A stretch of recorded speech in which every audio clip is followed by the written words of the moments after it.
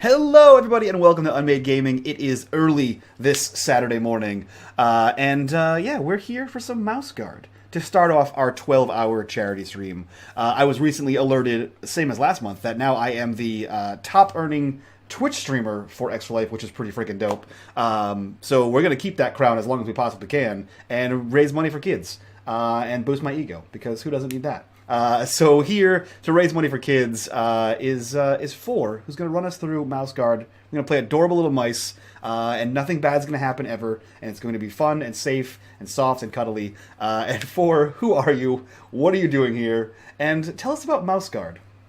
Absolutely. And as you can probably tell, my name is Four, and I will be leading these wonderful individuals through the magical...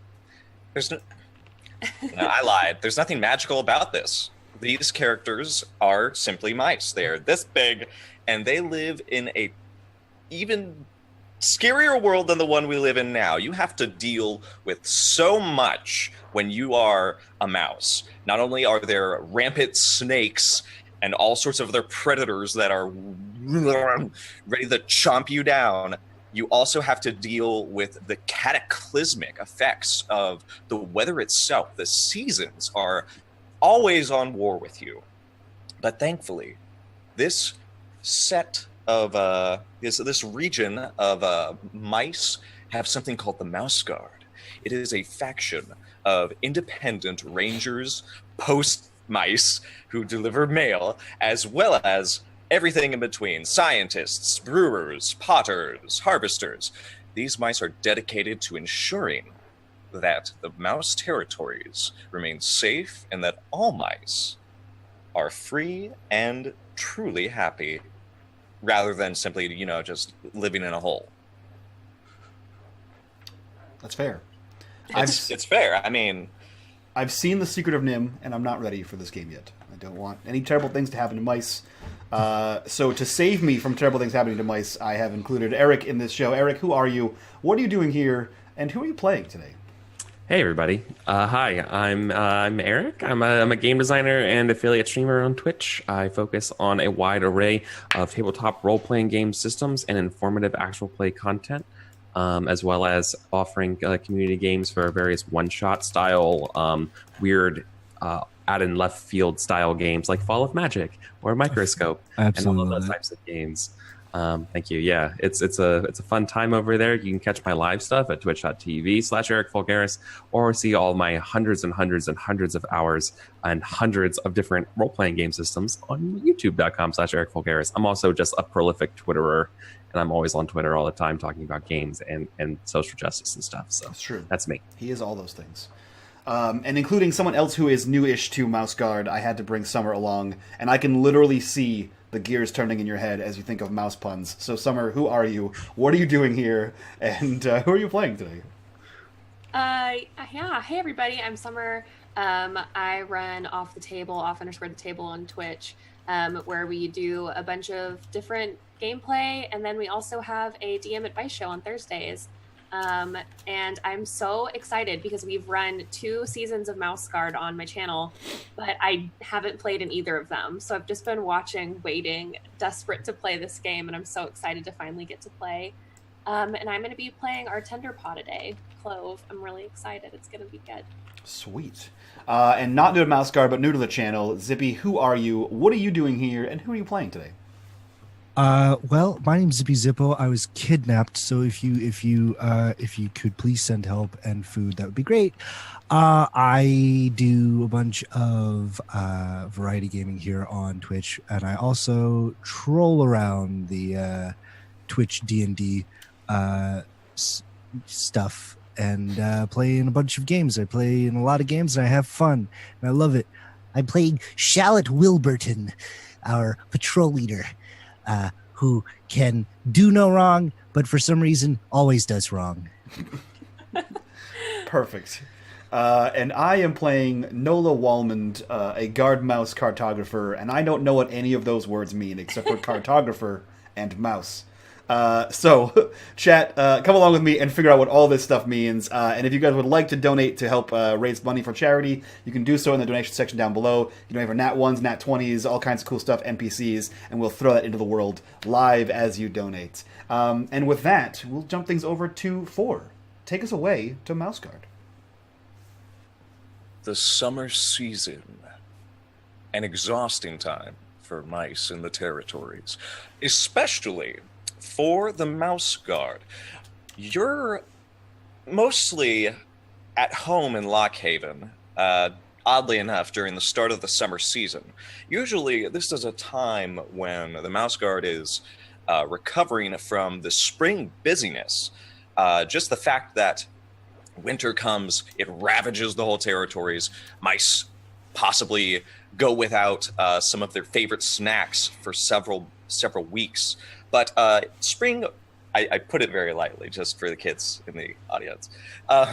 For spring, it's sort of like a renewed hope as they begin rebuilding and coming into contact with all of the settlements that have been buried, quite literally. And also just making sure that all the other animals that are waking up are not hunting down the mice that are trying to travel to and fro from the various towns. For summer, however, it's all about upkeep. We know what sort of things have been built, but now what sort of surprises are we in for? This is one surprise you will not be prepared for. Except for how it starts. Gwendolyn, the matriarch of the Mouse Guard, sends all of you a little they're not tender paws, they're sort of like tight, like younger mice who have been brought into the Mouse Guard. They're currently training under a senior artisan and sort of learning a craft before they really become someone who goes out and goes on adventures with a patrol. You all get one of those, requesting your presence in the matriarch's office. And I imagine as each of you files into her office one by one, you can go ahead and describe your character. Give us your cloak color, your fur color, and maybe your belief as well. And we can start working on those, actually. Whoever wants to... Who would arrive first? Who is the most diligent among you? Shallot would arrive first. He opens up the door. And it's like kind of slow motion, his fiery red fur flowing in the wind, his gilded green cloak flapping. And suddenly he trips over a chair and it causes a giant mess of dominoes of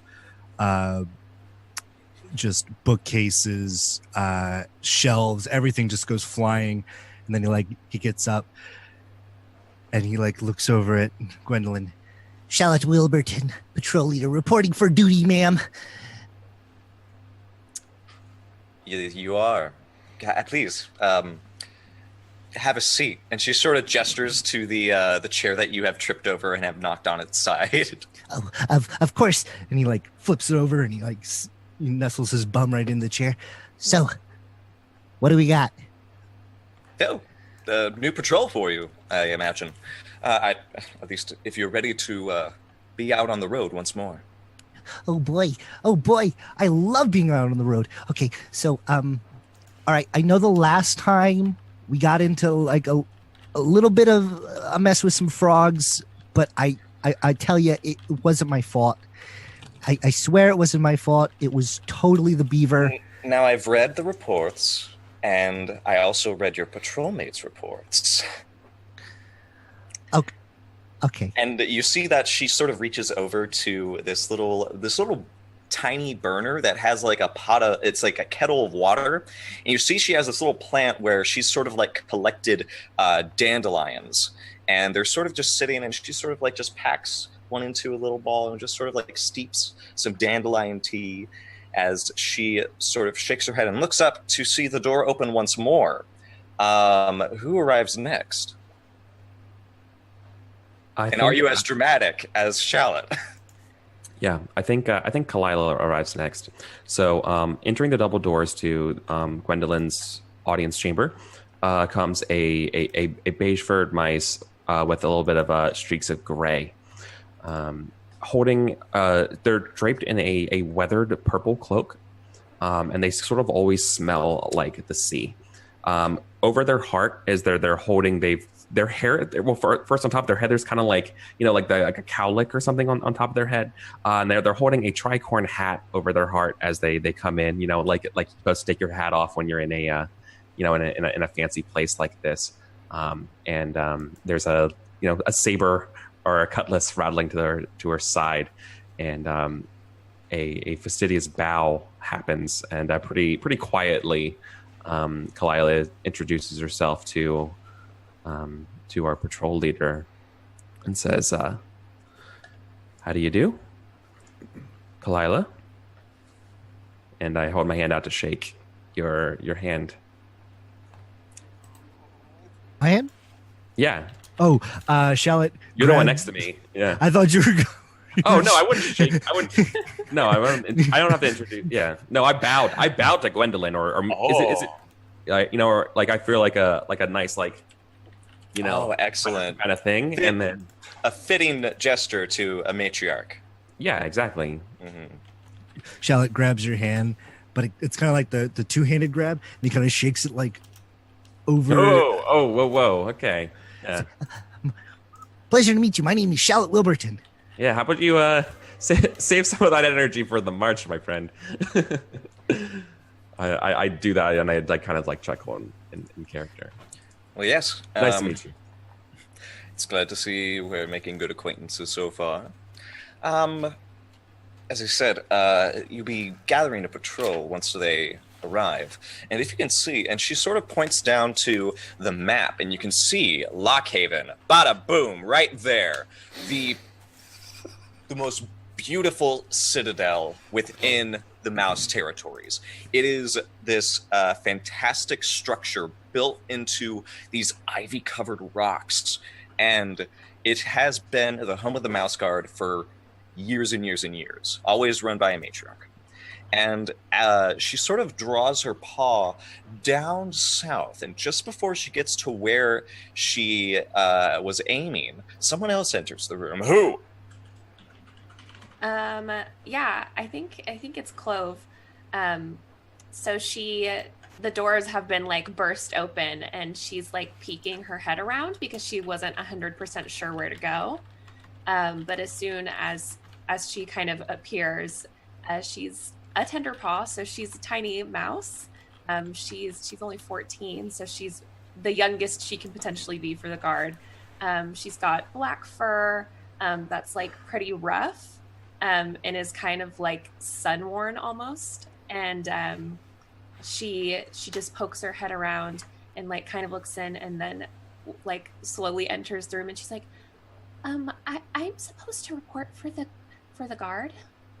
Ah, excellent. Come in, Miss. And she sort of looks over to a little list that she has, and she goes, Clove, yes? Yes, Clove. Ah, excellent. Please have a seat. I hope Lockhaven is doing well for you. Shalebarrow's fairly close, but still a long way from home, I imagine. Yes, it is, but I really like it so far. Oh, her heart melts a little. She is very fond of tender paws, and she says, "Well, these will be your patrol mates." And she sort of gestures to Kalila. And is this the first time you've seen Gwendolyn, the matriarch, the leader of the Mouse Guard? Yeah, I definitely think so. Oh boy. So here's what you are greeted with. When you enter the room, there is basically a very... it's obviously filled with a lot of information. There are bookshelves with various scrolls and tomes. One of them is knocked over for some reason. You also see that her desk is this thick wooden table that's very long and wide. You see it has a whole map of the territories just spread across on it, and there are very tokens on it, like little mouse figurines that are sort of placed in different spots. You also see she has dandelion tea at the ready. But the matriarch herself is a blonde fur mouse with sort of this blue aqua garb. You see behind her a halberd sort of tucked into one of the corners of the room. And you sort of, as you sort of like turn around and examine it, you see behind you there is a phrase carved onto the wall above the door you just came in. And it says, "It is not what you fight, but what you fight for." And Gwendolyn sort of gestures to one of the seats and says, "This will be your mentor, Kalila. Surprise. I figured it was about time you shared something more than just stories. Maybe you can teach her a thing or two along the way for this mission." Yeah, Clove like scampers over to Kalila and like holds out her hand. It says, "Kalila." Yeah. I stand up from my chair and I say, "Yes, it's a pleasure to meet you, Tenderpaw." It's a pleasure to meet you too. And this is your patrol leader. You're to do as he says. Charlotte Wilburton, pleasure to meet you. And he like Pleasure to meet you. puts out a eager paw. Yeah. she does. Yes, firm grand, fur paw grip. It's what I like in tender paws. Always ready to jump into the fray. And as we're introducing everybody, let's get our last mouse in here. Yeah, so as everyone has their introductions and the tone of the room is slightly serious, you all hear like a and as you turn to the door, you see that the door has closed on the backpack of a blonde mouse who has his green cloak is sort of tangled up between his arm and the backpack that is caught between the door, and he's struggling to get through, and in one hand he holds a staff out in front of him, and in one hand he holds a piece of paper, and as he forces his way through the thing, the paper kind of flies out of his hand, and a bunch of rolled up scrolls kind of fall out of his bag and haphazardly roll across the floor, and he quickly scrambles, I'm sorry, and he's It's grabbing fine. him and putting him in the... Just don't get your mess mixed up with the other one. I actually like some of those. Okay. No problem. Hold on. And he looks and sees that the piece of paper that he was holding in his hand, which is haphazardly torn along the top and bottom, is like sort of flown towards the group, and he quickly scrambles on all fours to grab that, and puts it in his pocket. Says, "Is this the right place? Hello." No, the Gwendolyn's office is actually. This is my office. I'm here. I think this is. I was told to report, and he holds out the torn paper that he was holding in his hand. I really love this patrol, she says. Please have a seat. Oh, okay. And he just sits down. Summer has just been one big headache, and I'm very happy to see all of you here today. I hope you are all doing well. I'm sorry. Introduce yourself. I'm getting ahead of myself, sir. Hi. I'm Nola. Nola. Excellent. And now that we have our last member, how about we... And then she once again starts gesturing to the map. If you look down here, have Appleloft down south. It's a far trip, but I need the four of you to go perform a task for me. It's very important. And she sort of like leans over her desk and pulls up this big sack, and she sort of like lays it to, or sort of like holds it out to one of you. This is the post. Charlotte grabs the sack of posts and he opens it up.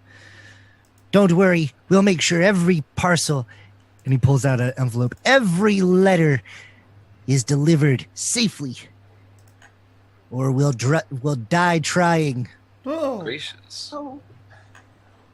Well, it is certainly a risky venture. I will say that. You should be proud. However, there's another... It's a little complicated. You see, I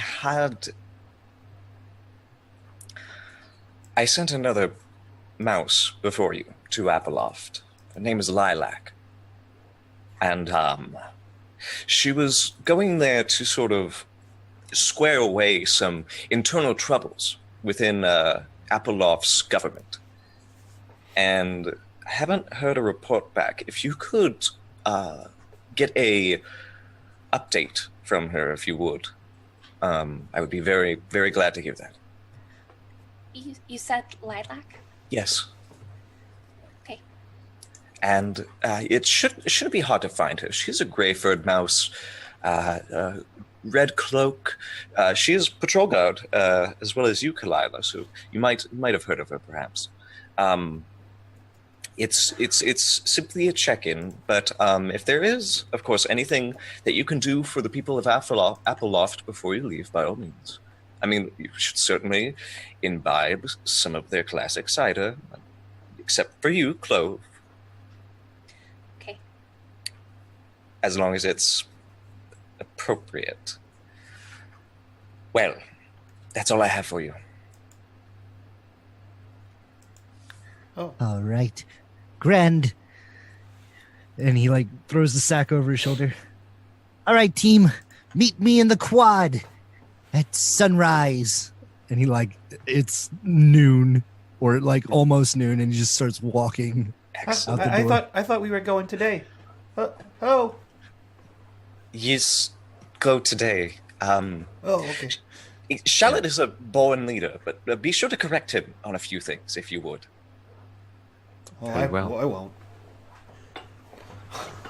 Yeah, I'm probably the last one to leave, and once again I bow and I say the guard prevails as we close the door. That was formal.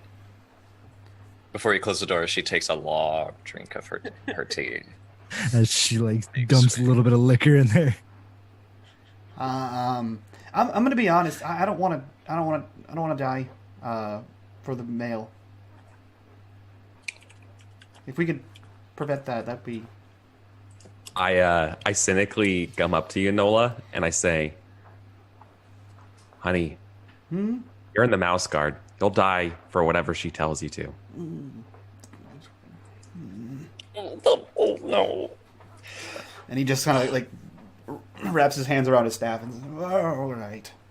If it makes you feel better, you're dying for the greatest good. It doesn't really. You can tell that I'm joking with you. Yeah. Right. You're like a mean old lady. Maybe you don't, right? Like, but I am definitely Yeah. I've been around the block. Like, I'm a little I can tell you these things. Yeah. Yep. I am looking forward to this. So I do have a few things that we can do before we start the GM's turn. And just so everybody understands what exactly happens in Mouse Guard, the game is sort of split into two turns. The first turn is the Game Master's turn. That's me. So what happens in the Game Master's turn is I give you guys a mission, and you do your best to accomplish the mission.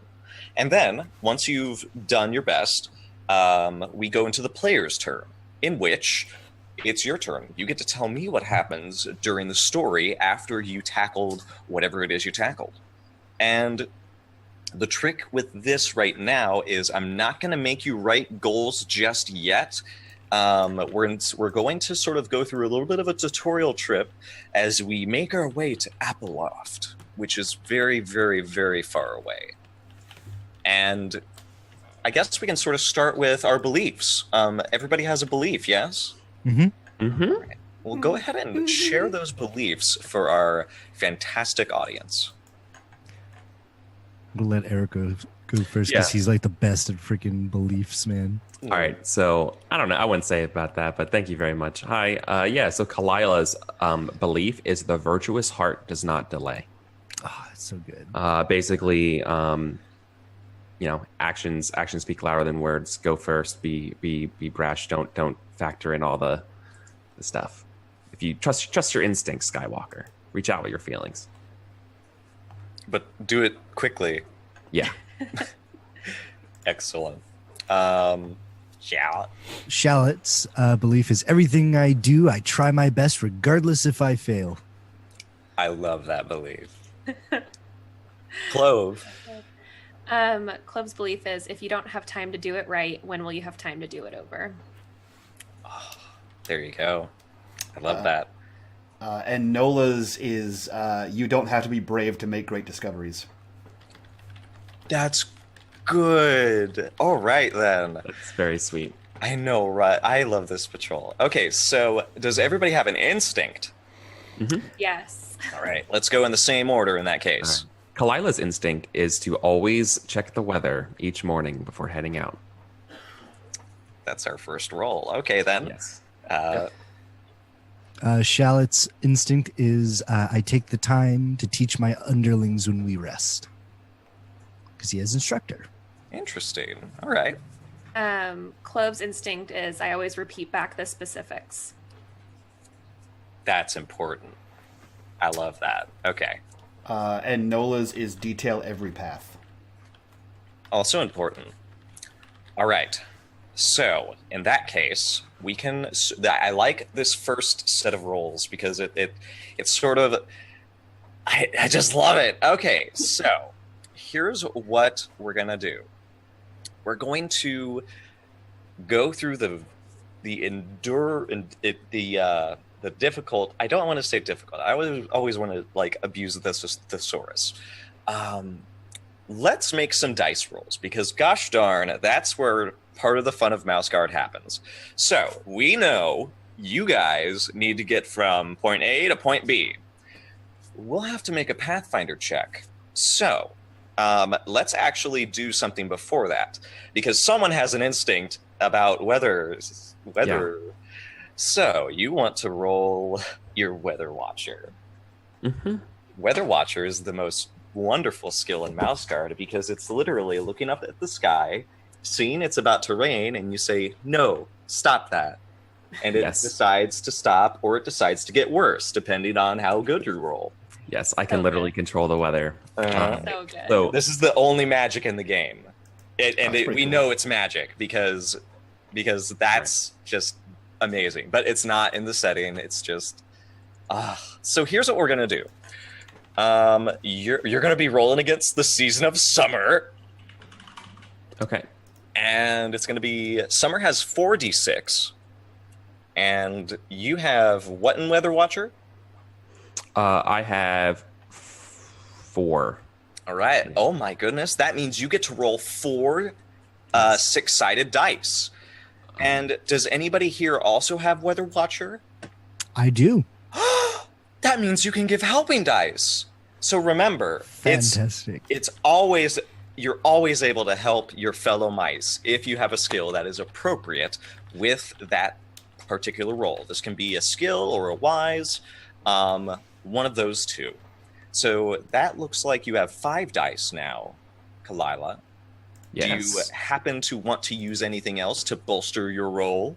I would love to augment my role. So here's a couple things I would actually ask for people to help me out with. I take it. So this is what it kind of looks like fictionally, right? Yeah. So I think as we leave Lockhaven's gates and stuff, we go over like that first little hill. I take that deep breath of air, right? And I smell it in, and I'm like, oh, that's interesting. As I'm digesting the sense in the air, the humidity I can pick up, and say, all right, here's something they don't teach you in the academy years. And I'm actually going to look to Clove, and I'm going to say, Clove, do you remember a story? You seem to have a sharp mind. Do you remember a story about a sailor mouse, a famous legend of the guard, old Saltfur? Saltfur? Yeah. Do you remember what they used to do? Like, I'm kind of quizzing you. Okay, so Clove, do you have Legends of the Guard Wise? I do. The most abusable wise in the game.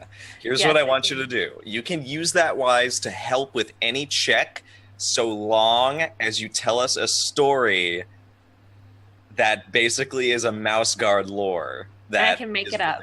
Yes, you can make up whatever you want. That's dope. But you have to do it. So it has to be about a mouse named Saltfur, and it has to be about predicting the weather. Saltfur was the sailor, right? That got lost in the storm. I think my ma told me that Saltfur was supposed to check the weather every day for the rest of the crew, and they did it, but then I think they didn't think it was important, and they would check it every day, and they felt underappreciated, and then the one day they didn't check, they got lost in the storm. Yes. And now I'm gonna look to Nola, Oh, and I'm gonna say, Nola, Matt boy. yeah. Do you remember why they got lost? Okay, so I don't have that skill. So Yeah. what do I do? Is there a mechanical thing that I'm doing, or am I just leading in and telling them more of the story? Yeah, it's sort of like he's asking for your help. So what skills do you have that you think could help him with this role? I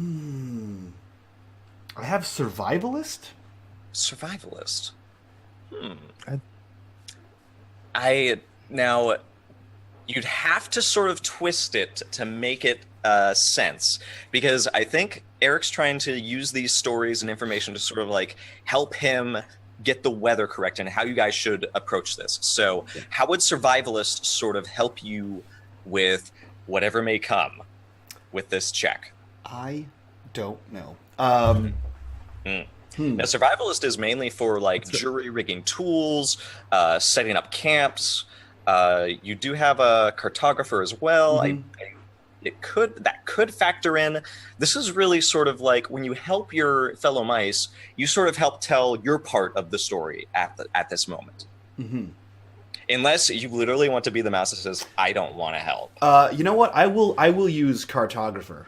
Okay. And okay, so the story is, I think so. They got lost in a storm, right? At night, and I think they couldn't see the stars and they couldn't tell the direction, and then he sailed his boat under. He sailed his boat under. It was like a big rock, and then the rock had a big hole in the top of it. And then when they could get through, he could see through the rain through the hole, and then he could see the stars, and then he knew where he was, and that's how they got unlost. Right? Is that? I thought he drowned. Yeah, I joshingly shake their head. It's like, no, honey, they drowned. Oh. Shad stands up, thought- but they drowned with glory and honor. His cape flapping in the wind, sparkles in his eyes. But personally, I like the story better if they see the stars and get unlost. Thanks. Me too. Yay. Okay, I'm gonna roll for Summer. I am gonna laugh. All right, I wanted to use Weather Watcher against myself. Against yourself. I see. Yeah, and what I was gonna say, and why what this looks like is like, the point is that sometimes the follies of mice is just nothing. You did everything right, and sometimes you just have bad luck, and all you can do is blame the person for checking the weather. And so I'm using that against myself. I want to give you 2 additional dice for that, so I get 2 checks. Is that possible? Wow. You are really pushing the. Oh wait, I think you can only use it for once, or can you use it for multiples? You're using a trait against yourself? I'm using Weather Watcher against myself in the form of giving my opponent 2 additional dice for 2 checks. I did not know you could do that. Was that a torchbearer thing? That's a torchbearer That thing. might be a torchbearer. Okay, I got my. You can still use a against trait. myself. Yeah, you can use a trait against yourself, but it's only -1. Yep. Yeah, That's fine. I think that's good. Yeah. No, that's right. Torchbearer is so epic. 3 successes. 3 Torchbearer. successes. Torchbearer is the mouse guard that likes to take a All right. Take a So, nice and I deuce also, on his since I players. used that against myself, I earned a check. Yeah, so you succeeded and you got a check. So, in case those of you who don't know what just happened, what's your trait that you used? I used Weather Watcher. Weather Watcher. So, Weather Watcher, you're sort of using this trait against yourself. So, how are you like? How does this impede? Like, do you keep like guessing what weather it's going to be, or? So I tell them that the classic tale of everyone knows when a mouse checks the weather, you influence it, you jinx it, and so if I would fail, it would be totally on me. All right. Now, what is the weather that you have predicted for this fine summer day? You Do you want like a refreshing sprinkle? Yeah. Or... Yeah. What were my options again? I'm sorry, I don't remember what you can do in summer. And now I sort of like there are specific options, but like summer is all about like it could be unseasonably cold. So then you guys aren't sort of like you know that summer day where it's like it feels like you're walking through like a shower even though there's no rain. It's just like hot, disgusting. There's also brush fires, Every day in droughts, Texas. heat waves. Yeah, I'm gonna go with the warm and humid for it. Yeah, I'm gonna go with a nice easy one. Yeah, I finally found them. Yeah, warm and humid is great. All right, so here's what we're gonna do. Your journey is going to be filled with warm and humid weather. That means it's not going to be very harsh. The thing that is going to be harsh is the actual walking. So now we need to make a Pathfinder check. Shallot, you need to give me a laborer or health check because you are carrying the mail. I will give you a. Nobody can help you unless they have the laborer skill. I'll make a health check. A health check? Okay. Yeah. Does anybody have the laborer skill? I do. I have the laborer skill. Oh my gosh. But- I hate that. Ugh. If you're testing health to do it, we can all help with health. So that's actually there's actually an advantage here if you doing it that way. That's true. But he could start learning laborer. Yeah. Or Shallot, would you be the would you be a mouse who would allow others to shoulder your burden? Absolutely not. Then you don't get any helping dice, maybe. That's fine. He's like, don't worry, guys. I got this. I'll do it for the honor and glory of the mouse guard. And he like kind of shoulders it and he like holds it over his head and he starts walking, kind of like Link Loves from this post. What from Wind Waker. what happens if we get into a fight? Don't you need a hand? Are you Shallot. sure? Because we're supposed to work together, I thought. Yeah. Now, Shallot, what kind of example of a leader are you setting for our dear Tenderpaw over here if the leader's doing everything? You're supposed to delegate. Ma said that I would learn, and so if You are learning. let me help. You're learning by watching. You're learning by keeping an eye out, and you're learning by making sure that this post gets to its recipients on time. Hurrah! And he like starts running down the trail. He's going to be rolling his health, which is 4, and he's going to be using Brave. Against yourself. No, Or for yourself. for yourself. Hey. Okay. As he bravely starts dashing down the trail. So, Obstacle Okay. No, obstacle 2. This is just a bag of mail. This isn't like it's a long journey, but I shake my head as you run off, and I'm saying like, man, that boy's such a damn fool. The only reason why a snake hasn't eaten him is because it realizes they won't eat something so dumb. And so you like run off in front of everybody. He's gonna get tired. And then like, yeah, we just kind of like, casually stroll behind you as you're like, whee! Look at the mail. I love it so much. so Okay. 3 successes. That's a success. You will not be made hungry, thirsty, or tired. You are full of brave vigor and energy. The rest of you, however, need to start figuring out who's going to make the pathfinding check. I have Pathfinder. That's one of the skills I have. I picked that one. Excellent. Yeah, What's your rating in Pathfinder? I have a 3 in Pathfinder. So that means you're rolling 3 dice. Does anybody have any skill they think that can help Nola find the path to Appleloft? So here's what I would actually suggest. This might be fun. I'm all for fun. Nola, don't you have a map? I have so many maps.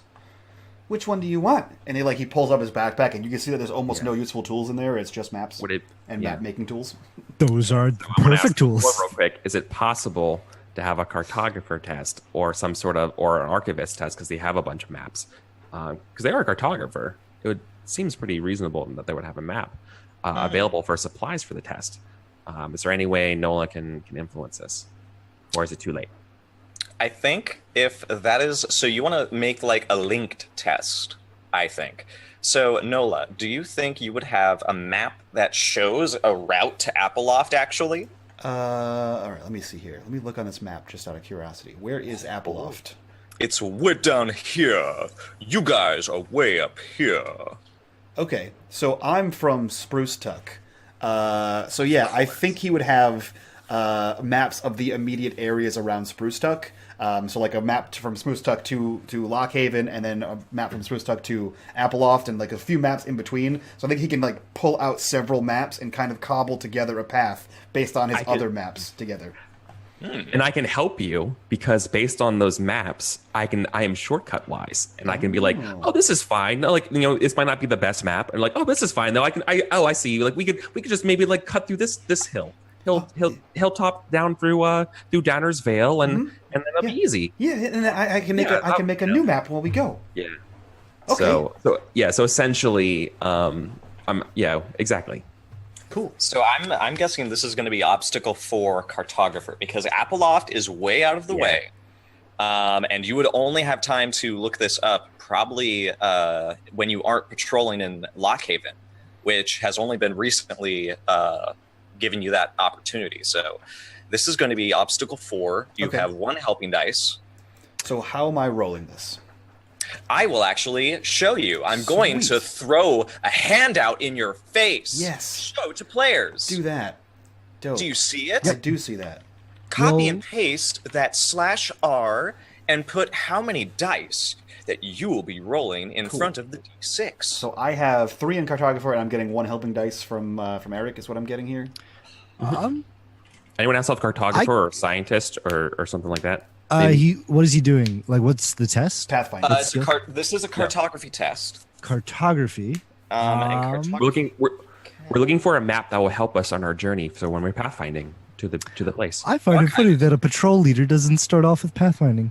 Weird. Okay. Nope. Can't help. Oh, I'll help with scout. Oh wait, no, we can't. Trapwise. Yeah. Explain. Wow. I'm running ahead, so if there's any hunter snares or anything, he's blundering through them. I'm like, wait, hold on, that's a snare right there. Oh wait, no, that's one of those weird ropey things that grab you by the ankle and pull you up and let hunters like poke you with sticks. All from experience. Charlotte is doing that Catherine Zeta-Jones an entrapment around vines. Yes, with the bells.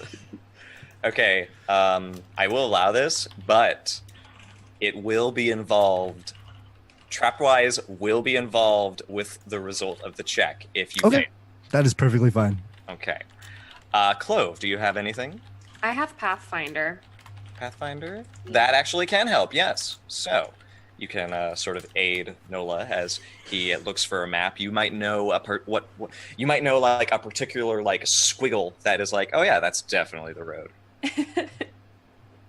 Let's go ahead and roll obstacle 4.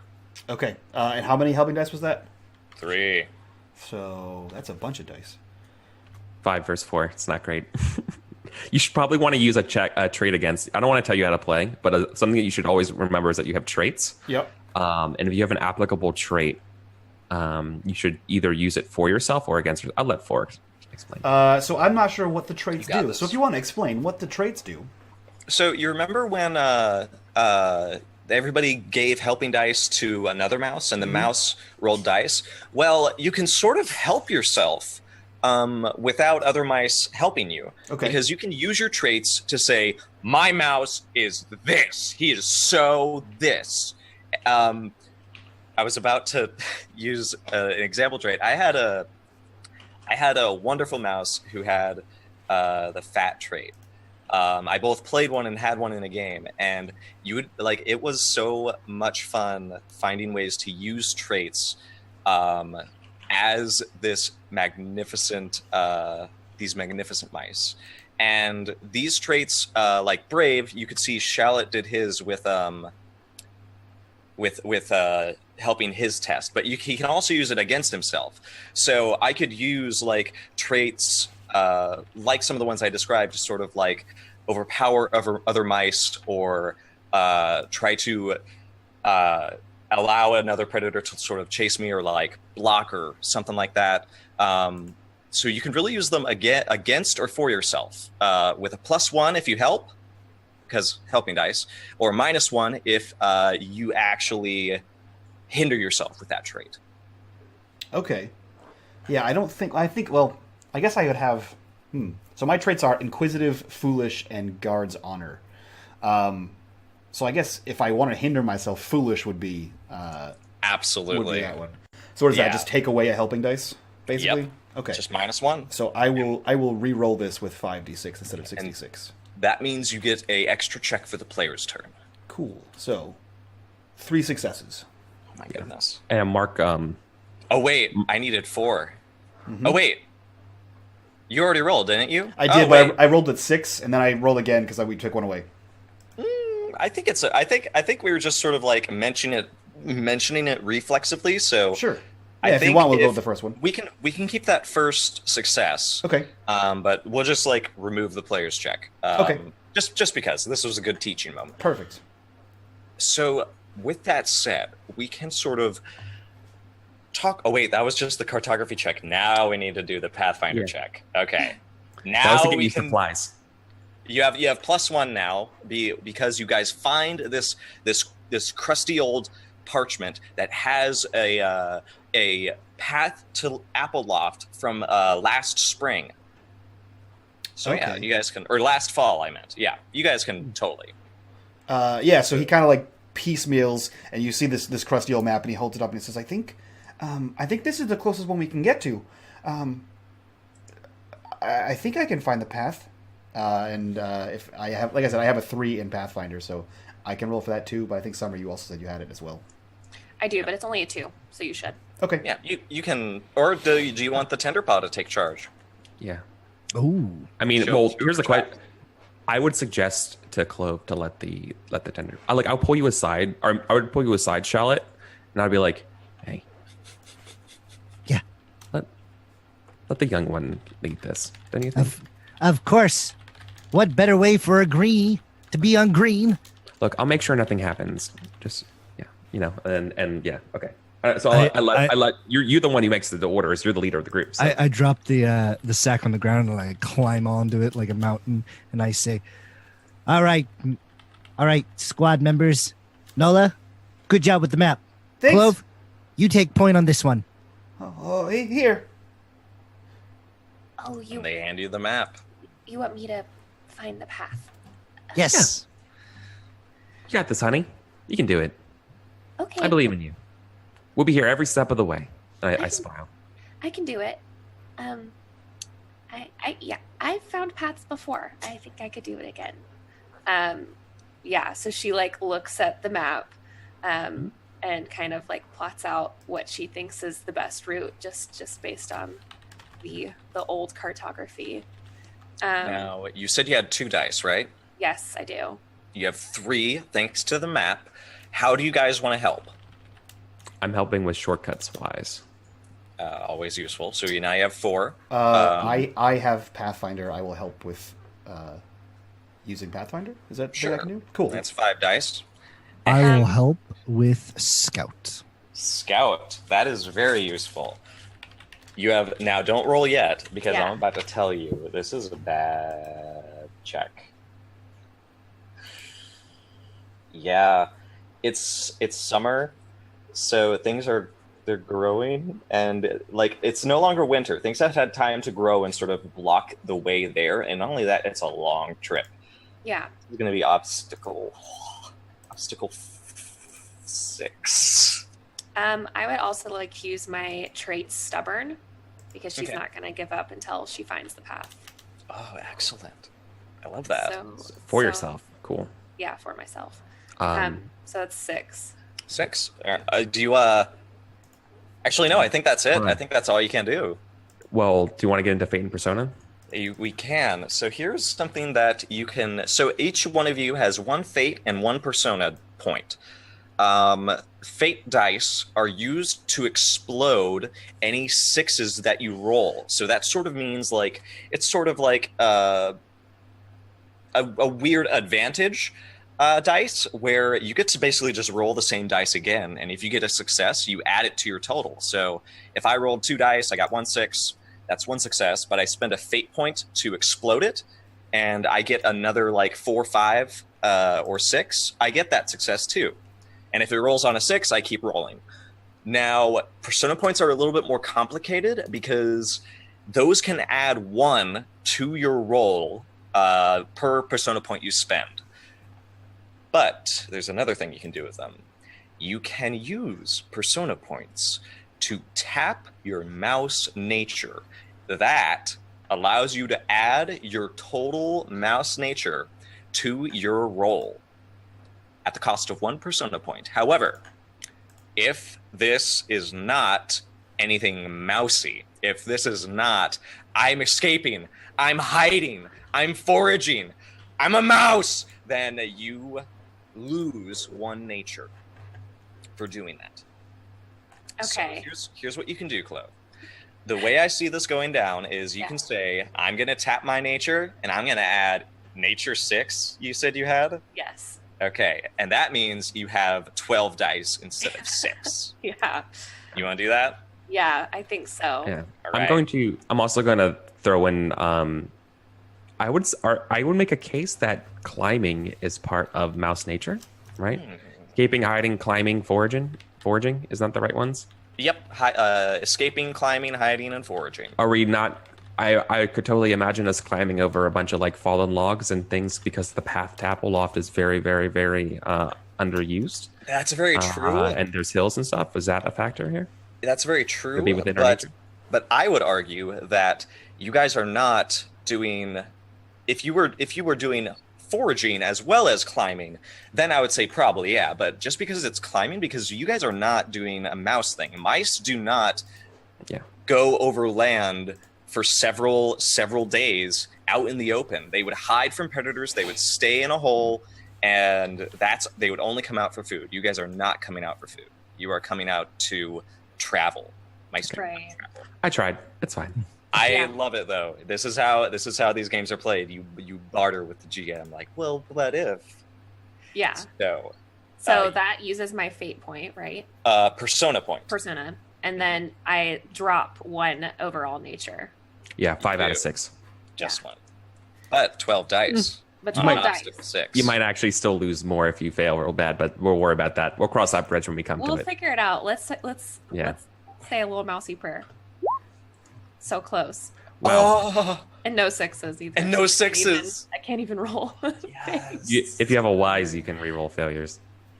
Oh failure. Legends. Of I have the, legend wise. my god, I forgot. Legends of the friggin' Guardwise. So, Yeah. do you want to do it, Eric, or No. I'm asking you. So, like, what does that look like? Right? I'm excited. if you fail, I'm going to invoke a really bad twist. Okay. Well, So It will not affect you guys just yet. It will affect Appleloft. And it will create a complication. So you guys have had good rolls. Every time you succeed at a roll, you basically tell me what happens, and I say, yeah, that's sort of what happens. I might add a detail or two, but generally, if you succeed, nothing bad happens, nothing hugely complicated happens. But if you fail, I can do one of 2 things. Number 1, I can give you a condition. Like, I can make you hungry, I can make you tired, I could make you sick. But I think I will do the second option. I'm going to invoke a twist. And this means that I'm going to complicate your mission somehow. Okay. I don't want to tell you how just yet. Right. But that is going to be, it will be something in Appleloft that will make your job difficult. If you want to avoid that, you can spend a fate point and re-roll 1 dice. That means you spend your fate point to re-roll a dice, but you have to use Legends of the Guardwise. Right. So you have to tell me a story about what story motivates you to get out of this bad situation. Right. Or somebody buys you a fantastic re-roll or advantage dice, because gosh darn, this is a charity, guys. Yeah, gosh darn it, help me out. With that, despite my struggles to fix my stupid bot, someone did donate. Mercer Virus donated $250. Oh my god! Wow. And destroyed the goal for the entirety of the stream. Holy! So I believe that means Mercer can do pretty much whatever the hell he wants. I assume one of those includes giving you a reroll. So Mercer, slide him in the DMs for the majority of the day, except for the stream you're in, and let me know what you want. Oh my so gosh. that happened. So I think you can just take a free reroll off the top of that list. It's just, I don't know what the hell else you can donate for. Jesus. So would that just be re-rolling 1 dice? Yeah, but I think let's go ahead and just have it be 1 dice, because Yeah. I want to see if I have a chance here to Yeah. get my nice twist in. Did you have any 6s? No, I she didn't. Isn't rolled that Oh. psycho? Look at all Roll of that. dice. Yeah, look at all those dice. Look at all those ones. Okay. Look at all them snakes. Okay, guys. Traitors. Here we go. 1 dice. Can I do it? Nice. I saw the 1, but I didn't see the success. I was about to be very like, oh no. Okay. Well But done. also, oh yes, because twists are good. I did it! Woohoo! But now this is going to be very interesting. Okay, now what I want you to do is sort of describe the journey for me. You are leading your friends, your patrol mates, these mice you have just met along the journey. Sort of tell me how that goes. It's probably going to be like a week's journey from Lockhaven to Appleloft, honestly. So it's hot and sticky. And Clove is actually very familiar with this type of weather because before she joined the guard, she was a harvester, and like everyone before her were harvesters in her family. So I think she really she's very like in tune with nature. And so as she's like following the map, she's like kind of noting what better paths would be taken, just based on the way that like the grass is growing. She can like see the weak spots in like the forest, and she's like, oh, if you look through the trees over there, it looks like that, you know, if we come back, we maybe could make a better map for mice the future. And she's like slow going a little bit at first, but as soon as like day 2 or day 3 on their journey, she really picks up confidence, and you know, she won't quit for anything, and slowly but surely guides them on the correct path to their destination. I'm so proud. Good job. Yay! And that is where we're going to start our adventure in Appleloft. Studio Robot Bear had a great point. Twists are fun. Terrible things happen. But it makes the story such a neat little growing organism. But there's still some fun stuff ahead. So now you arrive in Appleloft. I'd say it's about sundown when you arrive. And as you approach, you see that Appleloft lies within this complex grove of trees, apple trees. And the ground around them is sort of, it's a little weedy, but you see that Appleloft makes its home in these trees. at the very top, within these branches, are structures that are sort of built against the trunk.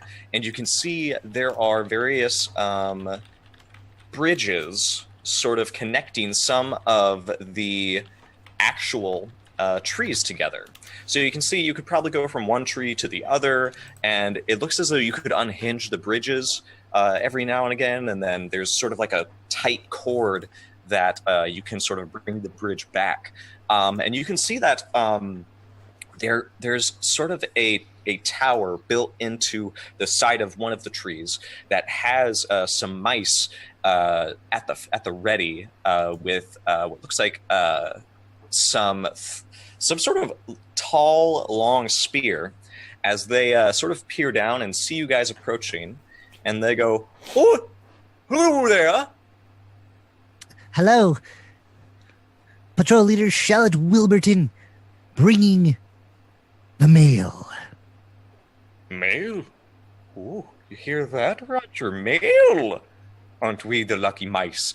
And they sort of kick down this ladder that sort of just all the way down to you guys. And they sort of yell back down, "You'll have to give us your weapons before you come in, though. Rules of Appleloft." Of course, I'm always here to help and follow the rules. He takes off his family shield. It's just like this kite shield with a beautiful golden onion on the shield, and he pulls out his sword, and he's like, "Where do you want me to put it?" We'll be taking hold of them. Please come up first, and then we'll take them, and then we'll let you in. Oh, he puts the sword hilt into his mouth, and he kind of climbs up the ladder. Could have just put it back in the scabbard. Could have. It could have. And he spits it up. But I didn't. Do the rest of you, are you good at climbing up? Yeah. Yeah. Is this a new rule? Like what? I'm administration wise. Would I know that this was like a recent ruling in Appleloft, or has this just been a long-standing tradition? Go ahead and just give me an obstacle 2 administrator. Yeah, totally. Yeah. That's a skill I don't have. That's fine. It's a great skill, dude. I love it. Yeah. So I'm gonna learn it. Yay! When Beginner's luck. Beginner's luck. So if you have you want to roll a skill that you don't have, well, gosh darn, you're gonna have to start learning. So what happens is you take health or will, and you slash it in half, and you roll the half of it instead. Easy peasy. Yeah, totally. I'm gonna learn administrator here, and I'm gonna use. Ooh, I don't know if I can use generous here. I was thinking about giving them the benefit of the doubt, but I don't think that really works here. Okay, no. So I'm just gonna do 2d6, and what a knob 2. That's easy. I'll do this. No problem. Yeah, no successes at all. All right, that's perfect. I'm gonna make you angry. Yeah, I'm actually going. Actually, no. Hold on. I'm gonna use a wise real quick. I'm gonna roll. Oh wait. No, that wouldn't really work. No, I don't have 2 fate. I'm fine. I'm not. Oh, okay. Are you sure? Yeah. I was thinking about getting it for a fail, but that's fine. I'm actually thinking. No, I'm gonna make you hungry and thirsty. I'm gonna make you angry because, gosh darn you. I don't want to give bad impressions to the tender pop. So you've been marching all day. And now you have to climb a ladder, and you haven't had a drink of water for the last few hours. Gosh darn! So yeah, you feel weathered for a bit. You being the eldest one here, I believe. Yeah. Then what does success look like here then? With the hungry thirsty. So is this a new law or? I will actually tell you. This is a new law. This is not Appleloft procedure. At least last time you heard. Yeah. Okay, yeah, I let everyone else know before we get up there. I'm like, this is new. I think we should. I'm getting a bad feeling about it, like the feeling you get when a storm's coming. And I let everyone know. It's like they didn't used to have this law. Well, so what are we? We just have to give them our weapons then? Yeah. Or else they won't let us in. Oh, I'm not saying not giving their weapons, darling. I'm just saying be suspicious. That's all. Prepared to be. I look at you and I say, and maybe you're not picking up what I'm saying. I'm saying prepared to be lied to, and that's all. And All right. And these two mice wearing some rather it's not really armor. It's more like a decorative, thick clothing that isn't. I mean, sure, it might stop like a sword from like slashing you, but it's not very effective. It does make them look pretty though, and they sort of put your weapons into a little locker, and they say, "Well, thank you. Do you need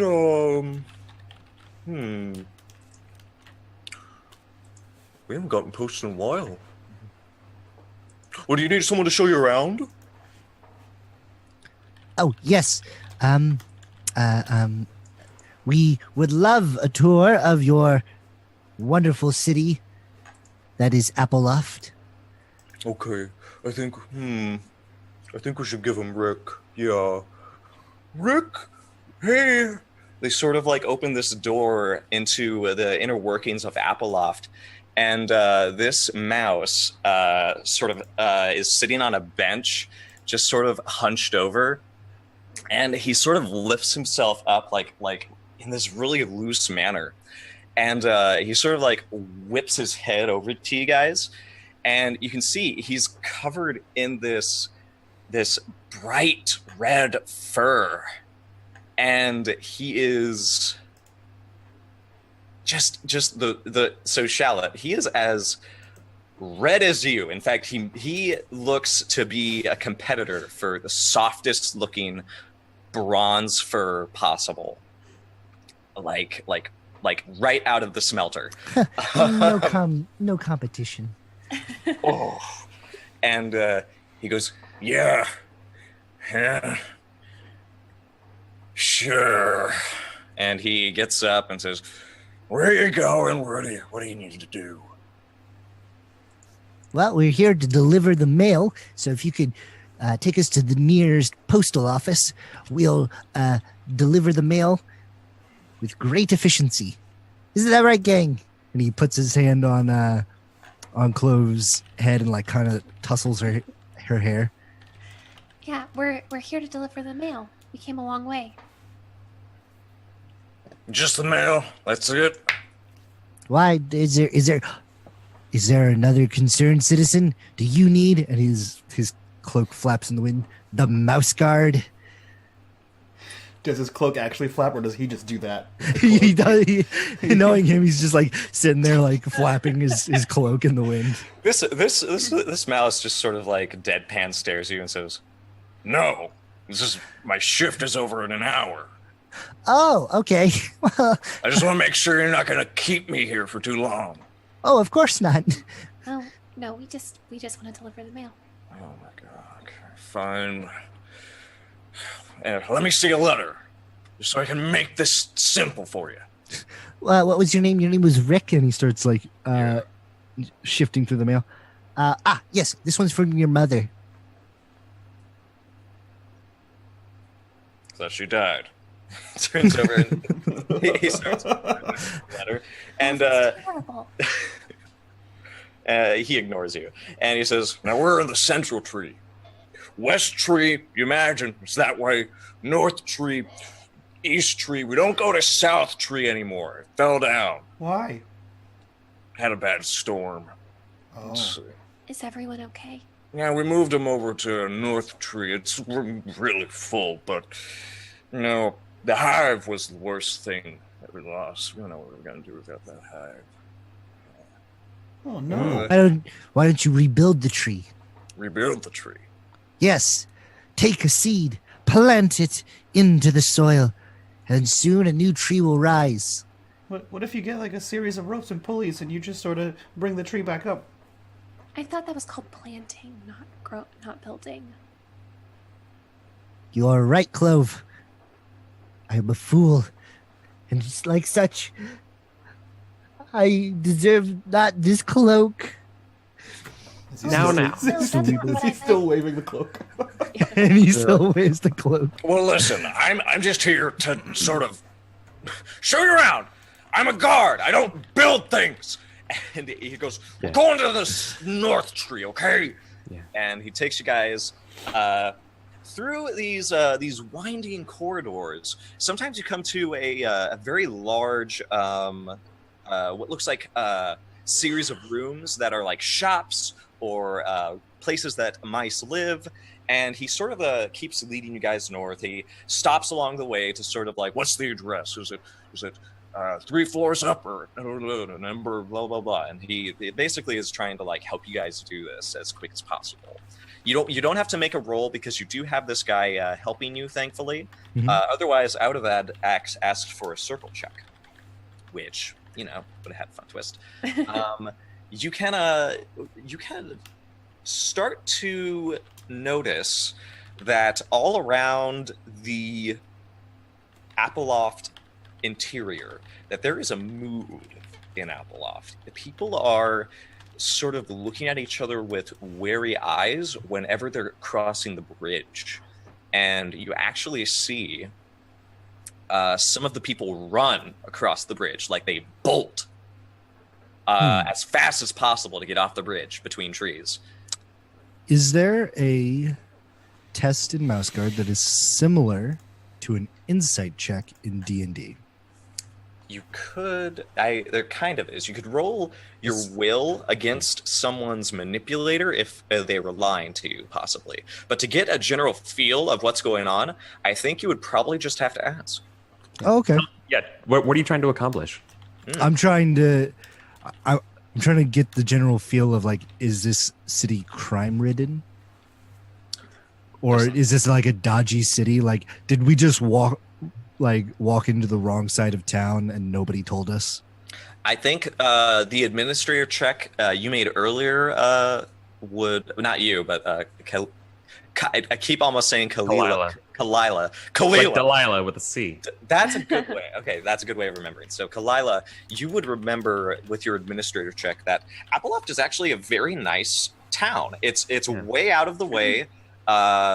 So it sometimes has to deal with the odd predator here and there, but it is a town fixed with a great economy. There are 3 sort of heads that manage it. There's the brewers, the apiarists, and then a specific like fruit / wine maker. Oh. And there's an elected mayor amidst all of them.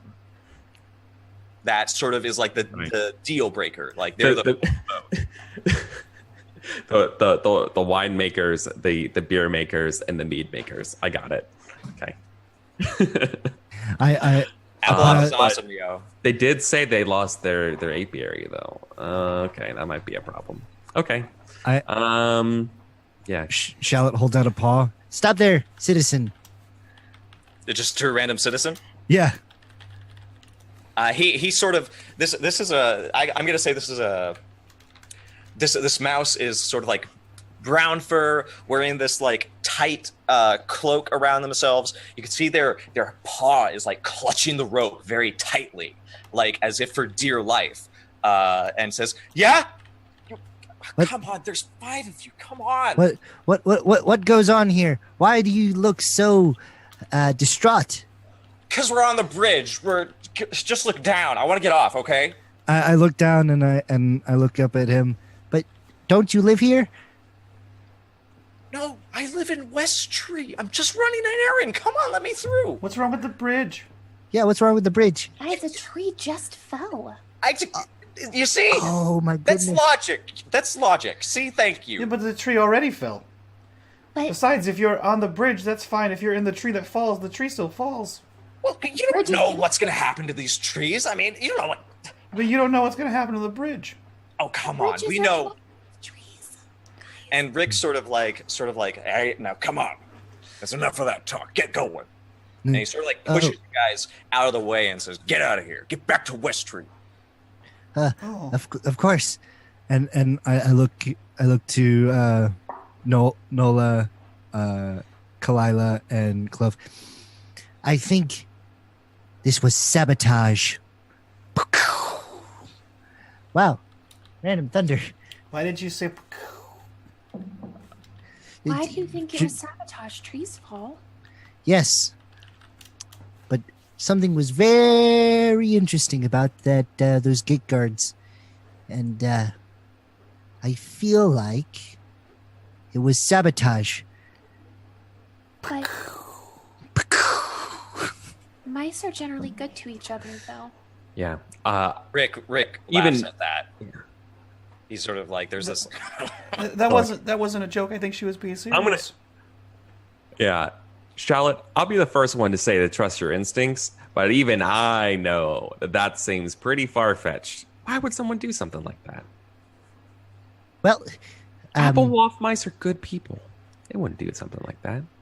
well, the balance of power was between the apiarists, the brewers, the winemakers, and their appointed mayor. If you take out the apiarists, the balance of power is now unequally split. So all you gotta do is hire the right beaver for the right job. And down goes the tree. All right. Okay. I'm going to tell Gwendolyn to ban those conspiracy novels in the libraries from here on out when we get back, because you are drinking the crazy juice. But I love Terry Pratchett Snatch. He's my favorite author. Oh, I have those looking- books too! God Fresh damn it. air is what you need. I don't know. You're talking crazy stuff, and I don't appreciate what you're saying in front of our tender paw. That's a really bad look. Yeah, I'm Clove is, sorry, like, but I have turning to say it. Like Clove is turning to Kalila like, this can't be right. Like, there's no way. She would never think that a mouse could plot against other Yeah. mice that way. And this is the moment where you guys are starting to do your final letters, and one of them is actually addressed to the mayor. Mayor Lilia.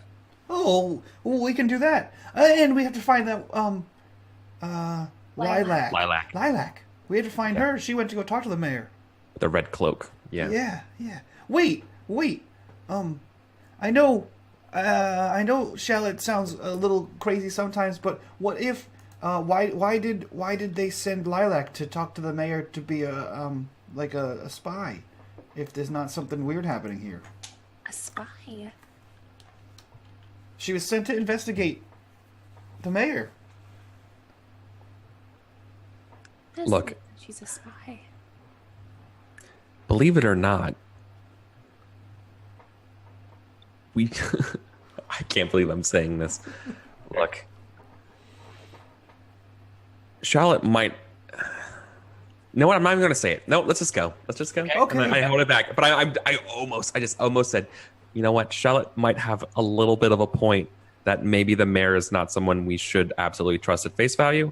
But you know what? I'm not going to. I don't want to give you any ground to be like, this whole place is this web of conspiracy.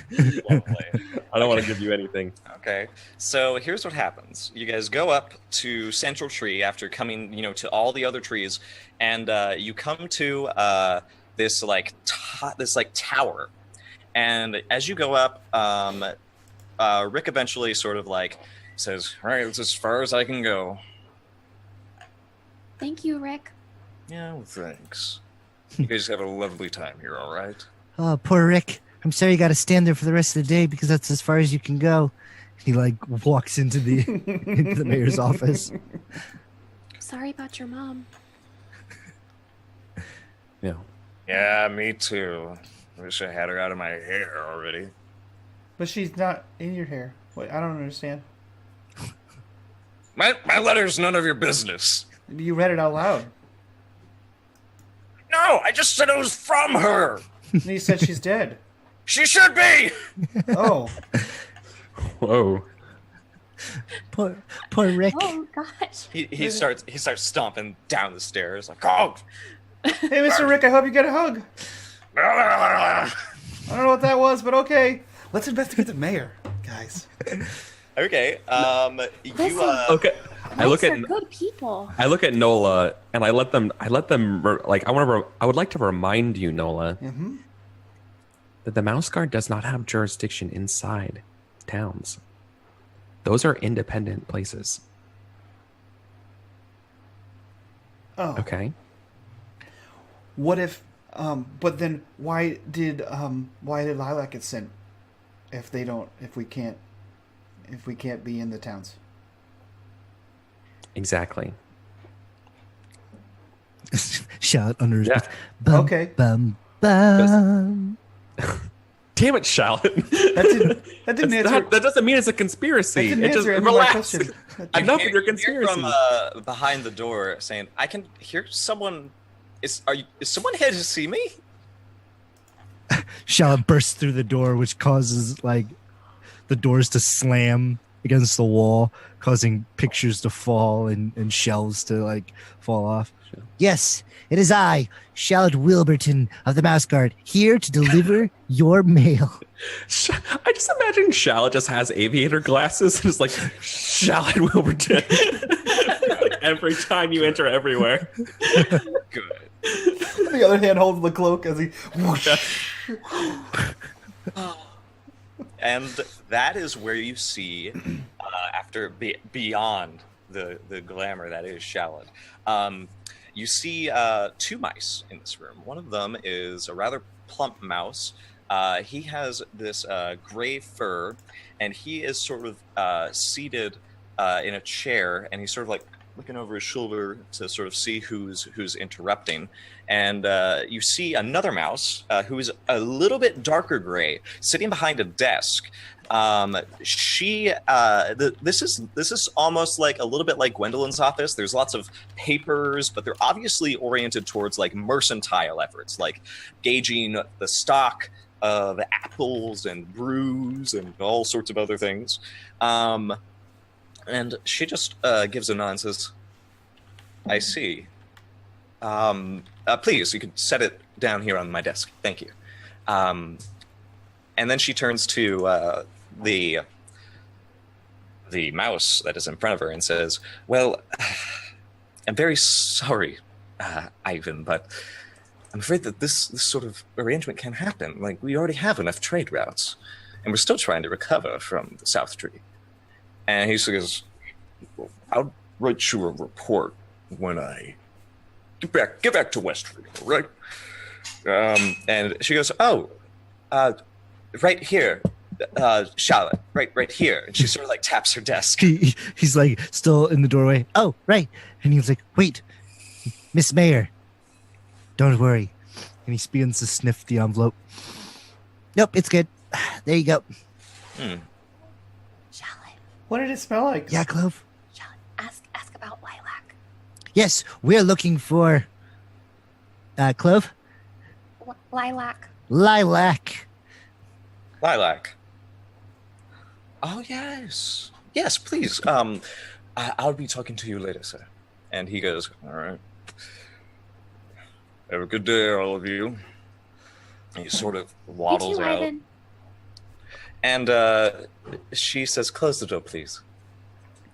Of course.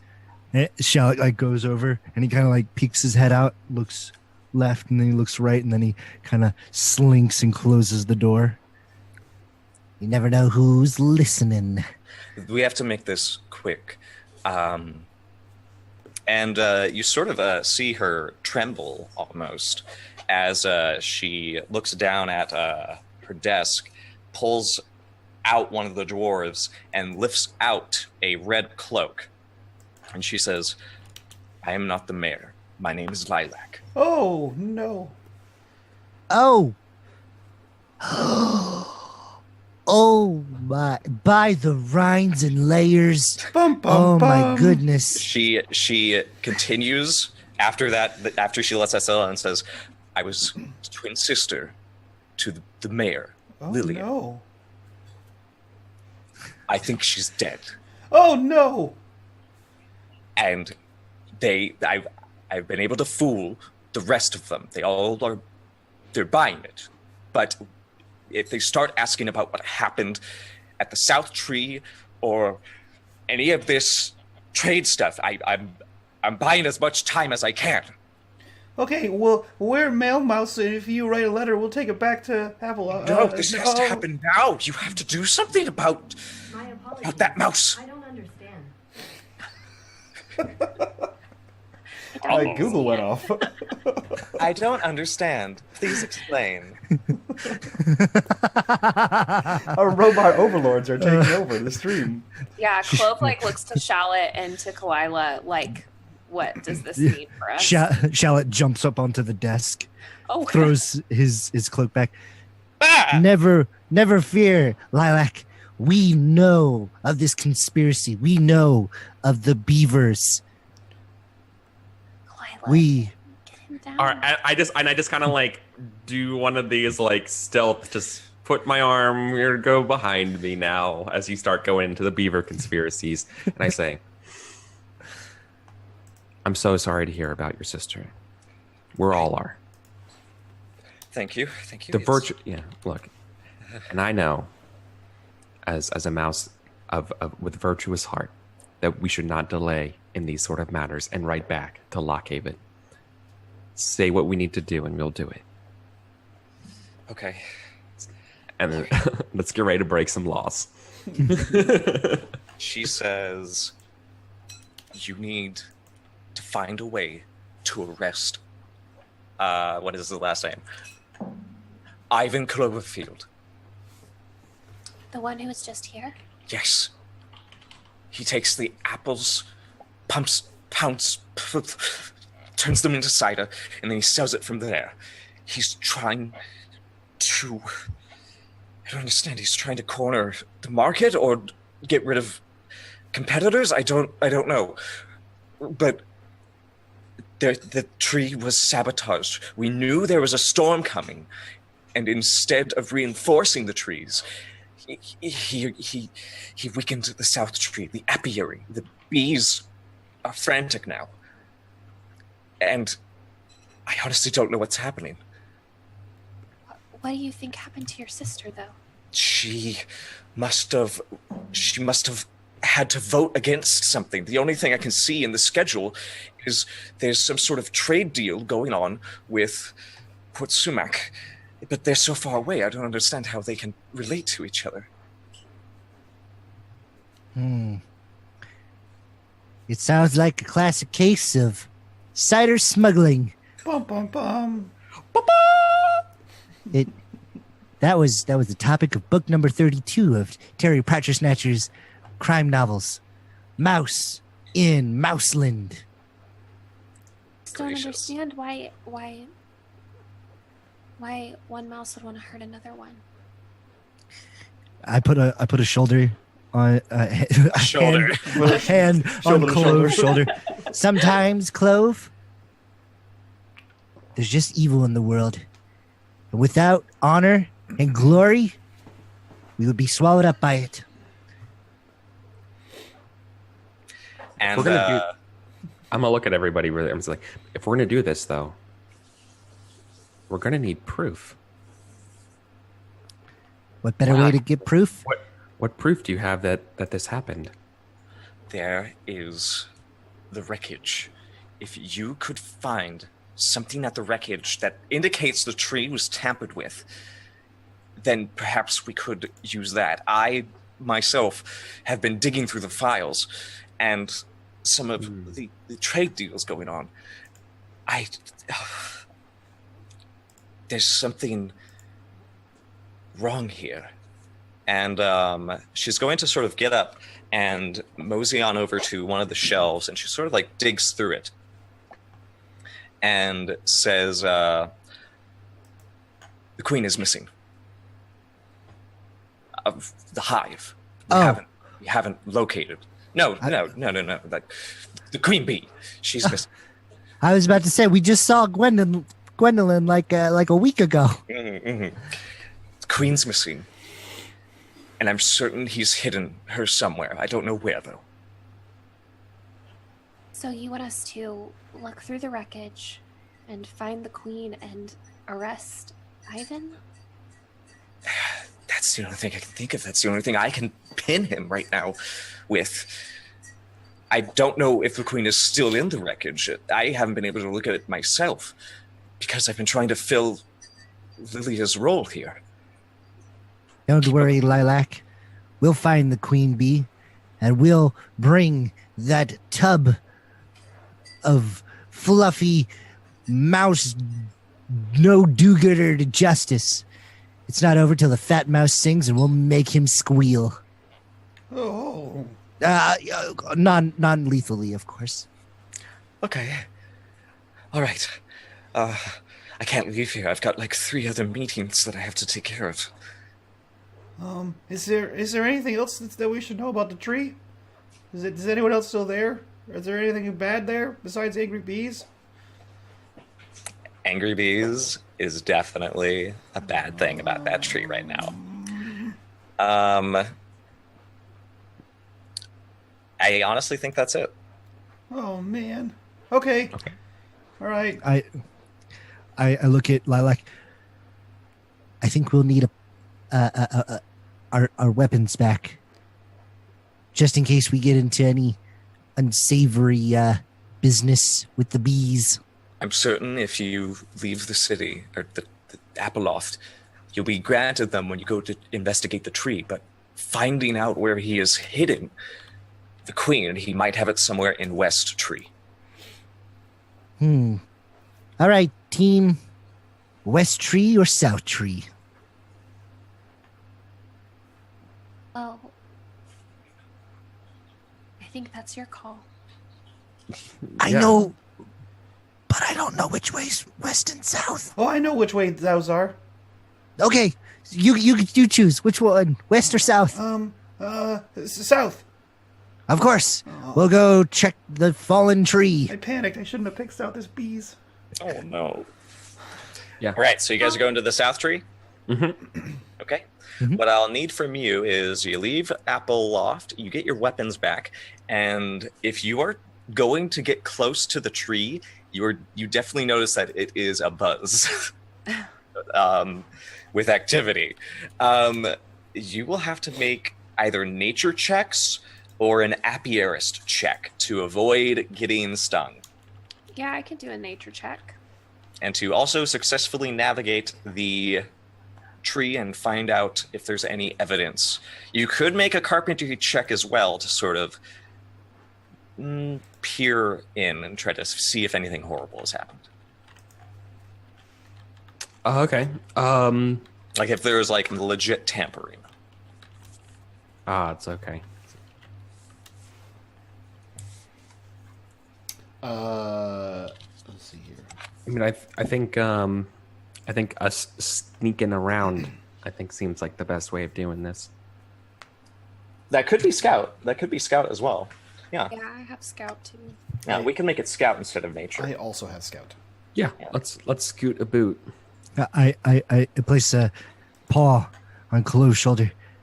All right, the fate of the world, no, Lockhaven, no, everything No. rests on your shoulders, and you're the smallest and are less likely to be seen. So we're gonna have to ask you to go in there and find any evidence that you can. We'll help you as much as we can.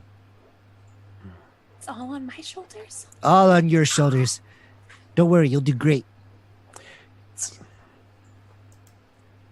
Kalila definitely doesn't look comfortable doing this. I'm not like resisting, but there's definitely sort of like a to my expression while we're doing this.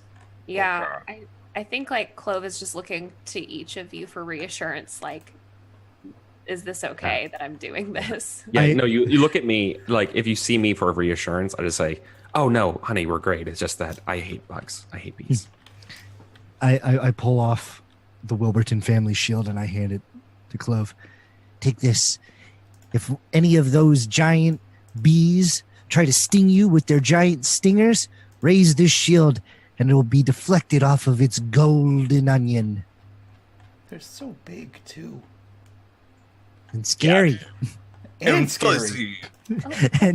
and deadly. Don't get stung by one. They're like the size of swords. Oh my God, that's right. Right. Okay. Yeah, I'll be careful. Good. Okay. This is going to be a versus test. And that means I am rolling for the bees. Ooh.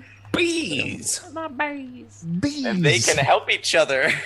Oh, Go ahead and get your dice ready for your check. This is going to be Scout, okay? okay. Versus the bees. I have 3 in Scout. Okay. Could I help with militarist? In the sense that I am coordinating this obviously small mouse to go into a den of dangerous bees, which is not something a mouse would normally do, but I am going to lay out a plan of attack that she should execute if something goes wrong. I love that. Please do. Sweet.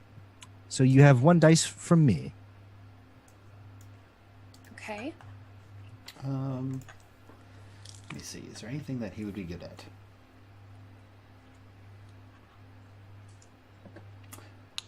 You know what? Scout would help. Can I Can you? go through my bag of maps and produce a map of the city of Appleloft, specifically the South Tree, and aid her in her search so she doesn't have to discover the tree as she goes? Yes. Dope. That's beautiful. Yeah. You have +1 from me. Yeah.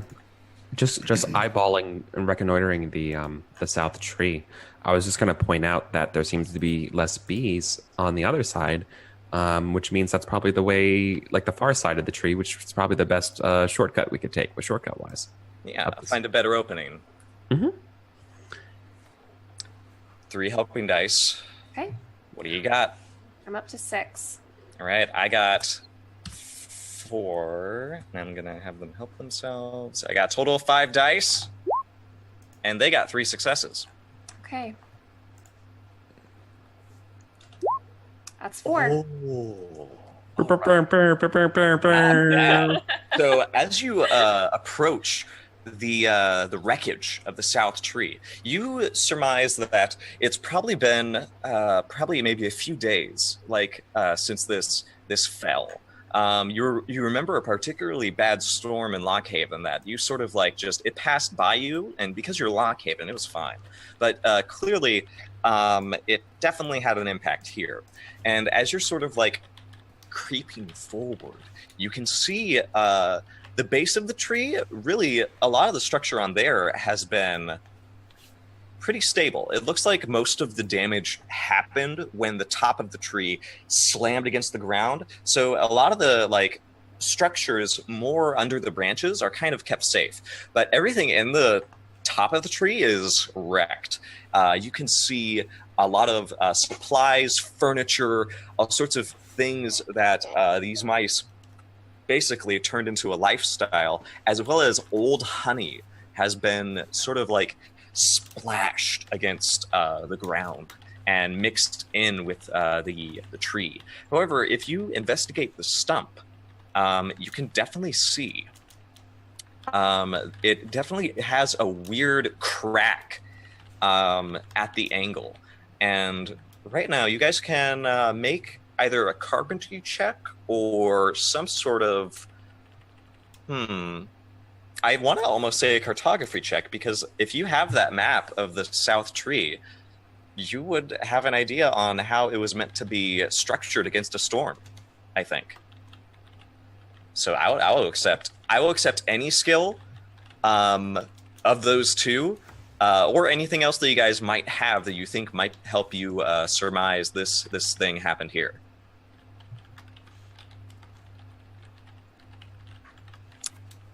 Nola, do you have any maps that would tell us the structure of this tree? I think so. Hold on.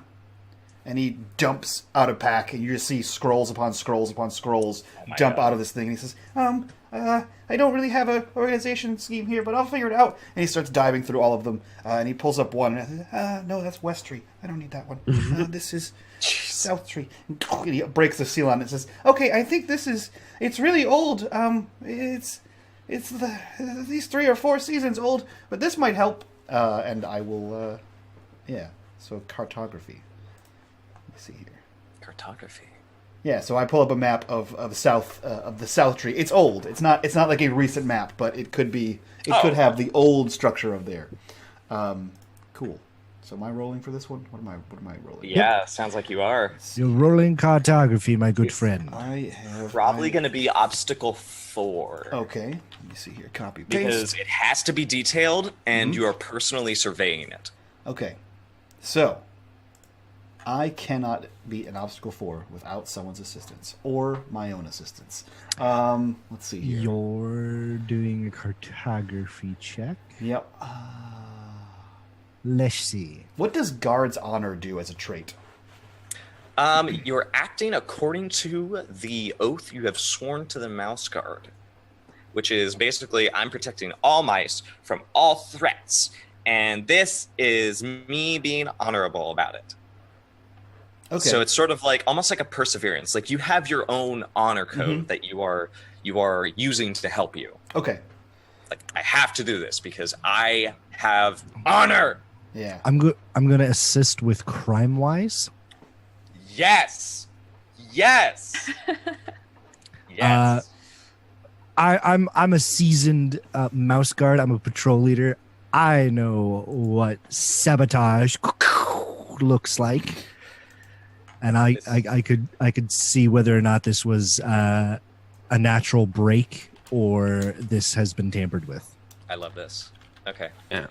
That's I was one gonna. helpful dice. Is anybody? Let's see. My logic here is I was gonna help with scientists to know that like, hey, this wasn't these cracks here weren't done from a storm, but they were something else. Like maybe I couldn't. So like not as good as like a carpenter could, but like scientists as in natural effects. I love that. Or Totally. could someone else help me think of a better way of helping with scientists? Scientist Botner. has engineering under its. Yeah, that's What what about I was kind of thinking about, but like I wasn't exactly sure like the best way of Or of to see, so free- like you said, scientists, right? So you could do like, granted, I don't know what the science level of mice is, but if there's like chemistry, it could be like something that eroded or corroded the base of the tree. yeah, right. Biology, say, maybe it was teeth. You could I'm say looking for the pattern. science in relation to weather. Mm-hmm. So like since you do Meteorology. have weather watching, yeah. Oh, Maybe. definitely. Yeah, Yeah. exactly. So it's like I'm using scientists as like the helper, but I'm definitely using my weathery skills. Because Yeah. that is my specialty. And so while I'm not a good carpenter, I do know a lot about weather and especially what happens to wood in weather as being a boat captain for so long. I feel like you have a lot So of stuff. so I would know like, oh, this looks like it was intentionally broken. Oh, this doesn't look, this Or doesn't like natural wear. the storm that we saw wasn't this strong. Yeah, Yeah, exactly. exactly. Yeah. Exactly. Cool. Yeah. All right. Okay, Cool. awesome. Hello. Thanks. How about you? I'm not really sure how to help here. Unless you want me to tell you guys a story. Please. That would Regale us. get that legend out. Yeah, that's what I'm thinking. Okay, so as we're like looking through the maps, or as we're starting to try and figure out what's going on with this break. Oh my God, is this a true crime mouse story? Yes. So she like turns to Nola, and she says, "Have you ever heard of the mouse Sylvia? She was also a great cartographer, and she actually was employed by the guard to solve crimes just like this. And she worked with the guard very closely, and she wasn't a fighter, and she wasn't particularly brave either. But Sylvia was a genius when it came to reading maps, and I think you could be just like her." I could be just like her. Okay. And he like holds the map out and he says, and I think I have a +6. There was a reason why she was the main inspiration of Terry Pratchett-Snatcher's most fabled character in Crimes of the Hearth, Which one? Sylvie. Oh, do you have that book? Can I read that book later? Can I read it on the way back? Is that fine? Of course. Yes. And I pull out the copy. Copy. It's like, I always have a book of Terry Pratchett Snatcher on me at all times. That's awesome. It helps me find out sabotage. That's cool. Yeah. Thanks. Sleuthing so Maybe it's because I grew up in Port Sumac, but I've always a Virginia Wolf Point reader. Virginia Wolf Point is a wonderful writer. Oh, these puns. 4 successes. 4 successes. You. Okay. It all Doing it. comes together in one fell swoop of just. Let's get a read of the situation. With the buzzing of bees going over your head and just remaining this constant, like, needle sound around you, you begin to investigate. And that crime-wise is coming in handy. Clue number one, the weather was clearly not strong enough to blow over this tree, unless it was weakened somehow. You see that there's actually a pretty fair, I don't want to say gash, but it's sort of like, it's too clean. The break is too clean. If it was natural, you would expect it to almost rip the roots out, not just simply break it, but you also see that it's sort of like a very clean, at one point, there's just a very clean, like, saw mark. But you imagine it must have been quite a spectacle for these mice to do this during the storm. The story of Sylvia is sort of ringing in your head. And as you were looking over the map of the South Tree, you realize you know where the queen should be. The queen is held at the tippy top of the hive. And oddly enough, you see that there's actually very little of the hive left. So we would see the map is rolled out, and Nola tightens his cloak around him, and he gets a very serious look, and he says, "There's no way that the storm blew this tree over. It was clearly tampered with, and it was... Charlotte, it was sabotage. And the queen might still be in the hive. We have to go this way. For glory! And Yeah. Shao just keeps running off towards the apiary. Oh, All those right. bees! Be careful." So here's another thing you notice as you're running across. This is an apple tree. There should be apples on the ground. There aren't a lot of them, strangely enough. Yeah. Hey, Kalila. The apple. There's no apples, and the one guy, Ivan Cloverfield, he makes apple cider. Maybe he stole all of them. Where would you hide that many apples? A whole tree of apples. Where would you hide a whole tree of apples? I have no idea. Then I looked to Shallot. Like, they're the conspiracy expert here, apparently. Yeah, but you seem like the smart one, so I figured I'd ask. He hired a gang of squirrels. Oh no! Like To- on a chariot, and they load all the apples in the squirrel chariot and ride it off somewhere. And then they hid him in the squirrel home. Oh no! There is actually Sabotage. something curious. That cleave, you've never seen a saw big enough to do that made by mouse hands. I've never seen a saw big enough to be made by mouse hands to make that cleave. I'm telling you, it's beavers. Beavers, I tell you. You said it was squirrels. It was that. Now here's the thing. It was clearly sawed, Yeah. but you can't What do you imagine say? mice could have done that with a saw that big and still use enough force to do that. Maybe it is a conspiracy, and this Ivan guy is made friends with weasels. Weasels. If that is true, then he is an enemy of the mouse guard, and he must be brought in for justice. Yeah. We were supposed to we were supposed to arrest him, I think. That's what Lilac said. Okay. Right. But we need to find the queen, and if Yeah. he really is involved with all of this, then he might know where she is. Okay, I'm not an artist, but I can draw maps really good. Maybe I can draw a picture of the tree where it's cut and not broken. You do that, Okay. and we'll go check the apiary to make sure the queen is definitely not there, and then we'll search for clues to make sure that we can tie it to Ivan.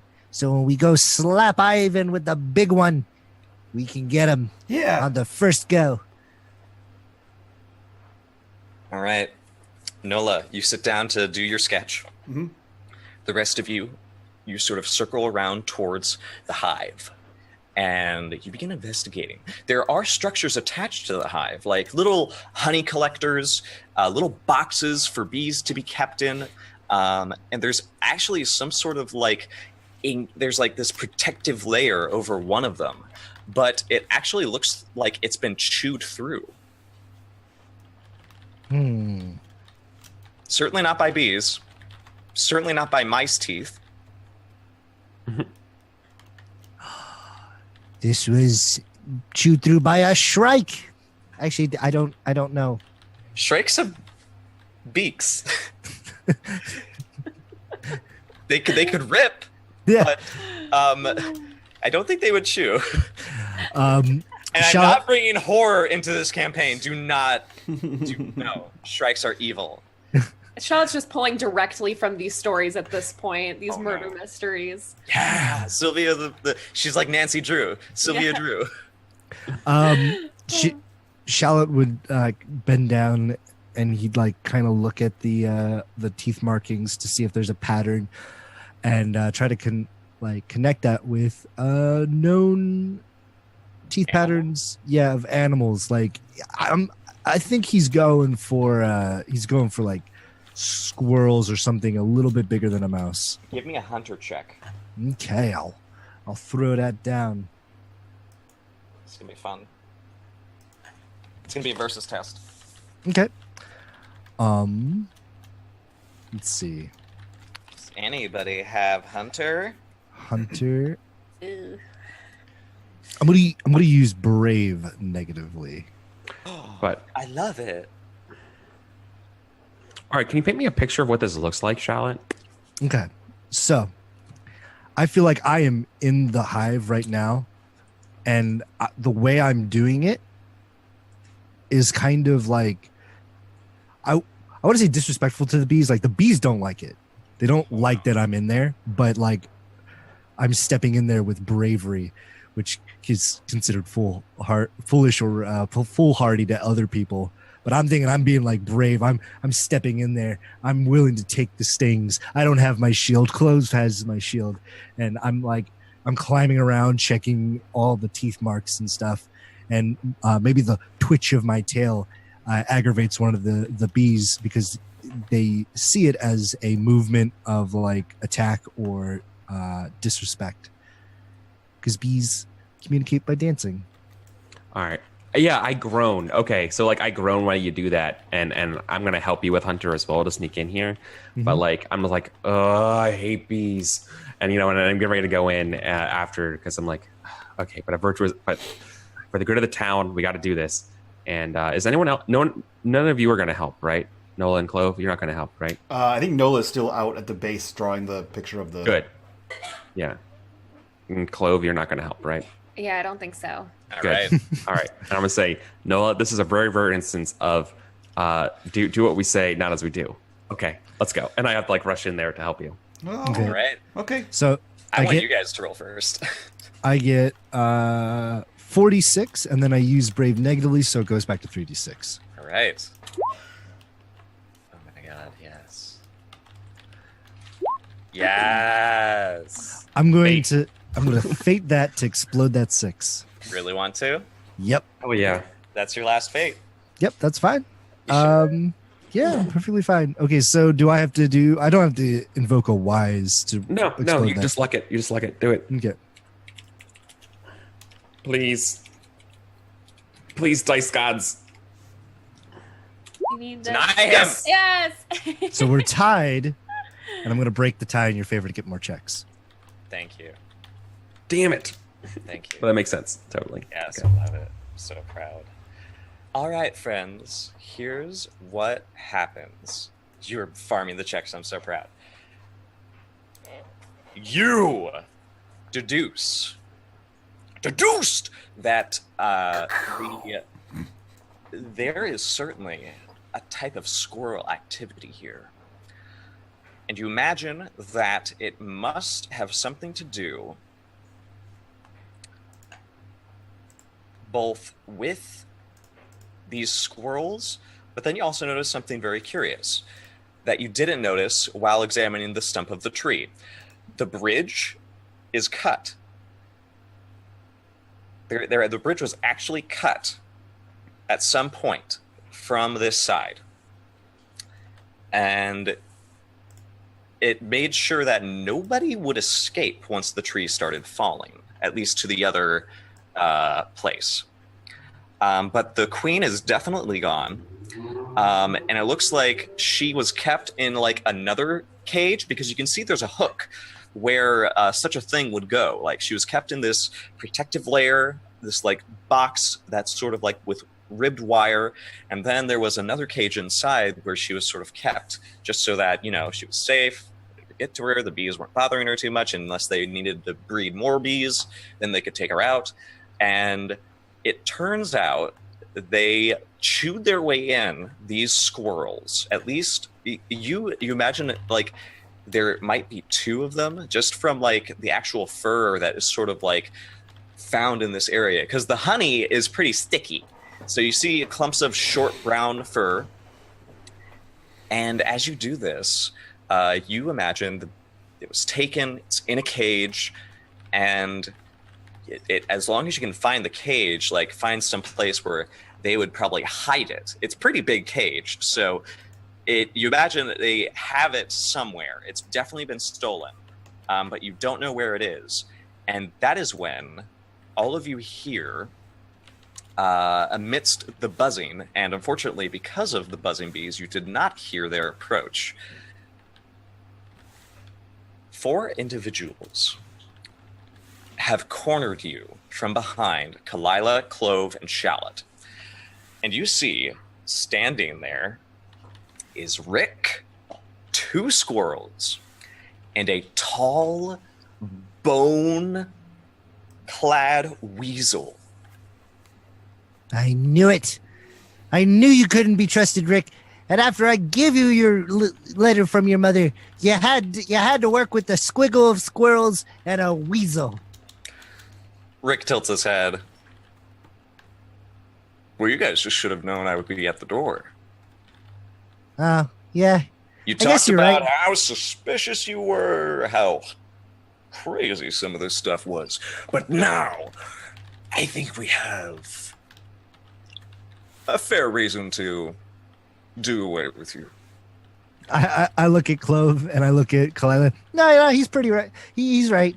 You know, we kind of stepped on their toes, and now they got it. Ha! That was called a ruse. And I draw my sword. You hear the squirrels sort of. Who has lore mouse? You You have have lore mouse. But I'm not there.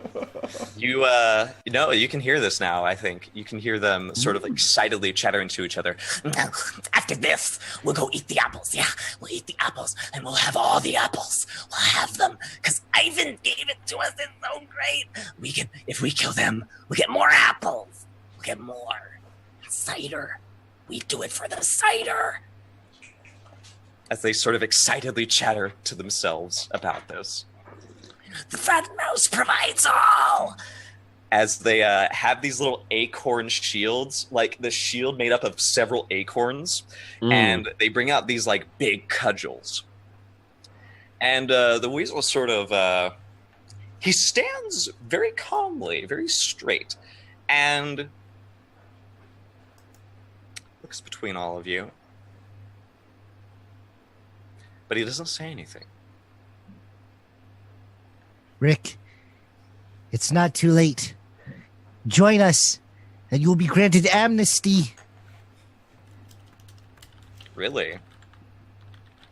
Is that it? I said, there's still good in your heart, Rick.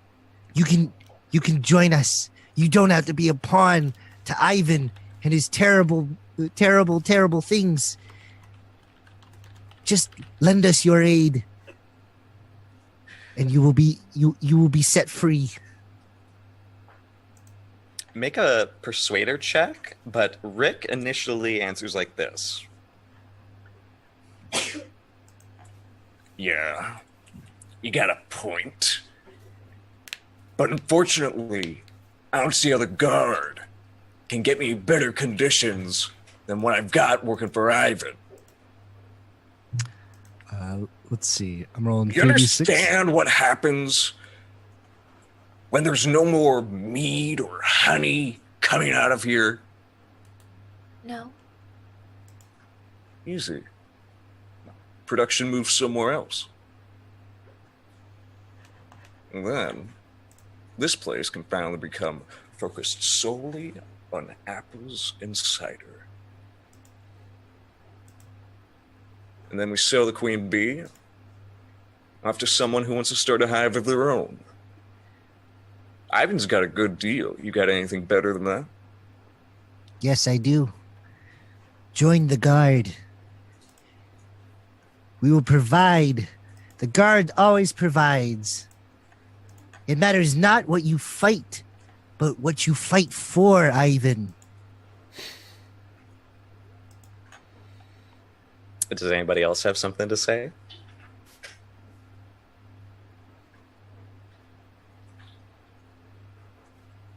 All right. All right. Persuader check. Make a persuader check. All right. I'm going to use because my brave trait is level 2. I can use it twice in a session. I'm going to use it again but I'm going to use it for myself because I'm standing up to this mouse who has 2 squirrels and a weasel backing him up. Yeah, dude. It's intimidating. But you, Shallot, stand alone. 2 successes. 2 successes. Oh! Oh man. Oh! Wow. Okay then. Holy crap. Jeez. He winces a bit, and there's this far-off look in his eyes as he begins to be called back to days where he too was a small mouse, and he too respected the cloak, and he too wished to go on adventures. But those are out of reach, aren't they? They're never out of reach, Ivan. My name is Rick. They're never out of reach, Rick. They're never out of reach. You just gotta hold on to that whimsy. You gotta hold on to that time. You gotta hold on to the purity in your heart. Gotta raise your sword and say, for the glory and for the honor of the Mouse Guard. All right, and you see his head sink down, and he looks ashamed in his brightly colored armor. He nods and he looks up at the weasel and he says, I'm sorry, Willie. I just can't do this anymore. I can't work against fellow mice. It's wrong. And Willie looks down at him and he says, I loved you like a son, and now you turn your back on me. I wasn't ready for that. no. And he says, There's still a chance. You can just run off into the woods. This is over. This is over. We can. and the squirrels immediately start going, and they boot him over in this foul kick, and the weasel sort of draws his sword, and it's this ragged saw saw blade, and he sort of like swings it over his head, and it is massive, and it has this little hooked handle at the end as he begins to sort of charge towards you guys with this like shining smile. And we are going to roll for a conflict. Okay. Okay, so Shit, I'm hungry and thirsty. Sorry, fellas. yep. So here's what's going to happen. We're going to love that cat, and then we're going to roll disposition. I'm going to do an example of this. This is a fight conflict. So you guys are going to be using fighter or hunter in this test. And what's going to happen? Weasels, yeah. Yeah. And what's going to happen is the police are going to come and arrest the weasels. Finally. I know, Took long right? enough. And what we're going to do is roll for disposition. Disposition in conflict is sort of like your health for the remainder of it. But everybody shares it. It's completely shared between all of you. Now, the weasel is going to roll his fighter with help from the squirrels, who also have fighter. And they are going to... he's going to use his trait to help him. So that's 7 dice. What trait is that? Oh my god, 5 successes. Okay. So, because of that, he rolls his fighter. He adds it to his health, which is 5. So he... 10. Oh, wait. Wrong one. There we go. Okay. Yeah. What was that? I heard technically. Wait, No, it's 5 successes on top of their nature then, right? So it's... Or, excuse me, on top of the health of the mouse. So it's... Yeah, I thought it was going to 10, be right? nature. He could use... Now it's health. So yeah, that's 10. So... He has 10 disposition. What you guys need to do now is you need to figure out who has the highest hunter, fighter, and you also need to figure out who has the highest health, because you need to sort of like... It would be better for Nola to do it. I looked at while you were doing that, and I was already doing all that math. Nola, you should be the captain because your health is higher. Yeah, I have Yes. 5 health I- and 3 I fighter. have a fighter of 6 and a health of 4. Oh, never mind. Whoa, 6 dice is... Actually, it's actually equal. It's a little equal. So here's the thing. Conflicts start with someone rolling for the entire group. And I already showed you, the weasel rolled his fighter, got helping dice, and then added the successes he got to his health. Nola's health is 6, I think? 5. 5. And Shallot's health is what? It's 4, but the fighter's 6. Fighter 6. Clove, what is yours? I'm just curious. My health is 6. All right, do you have fighter? No, I don't. Joy! Okay, so here's the fun part.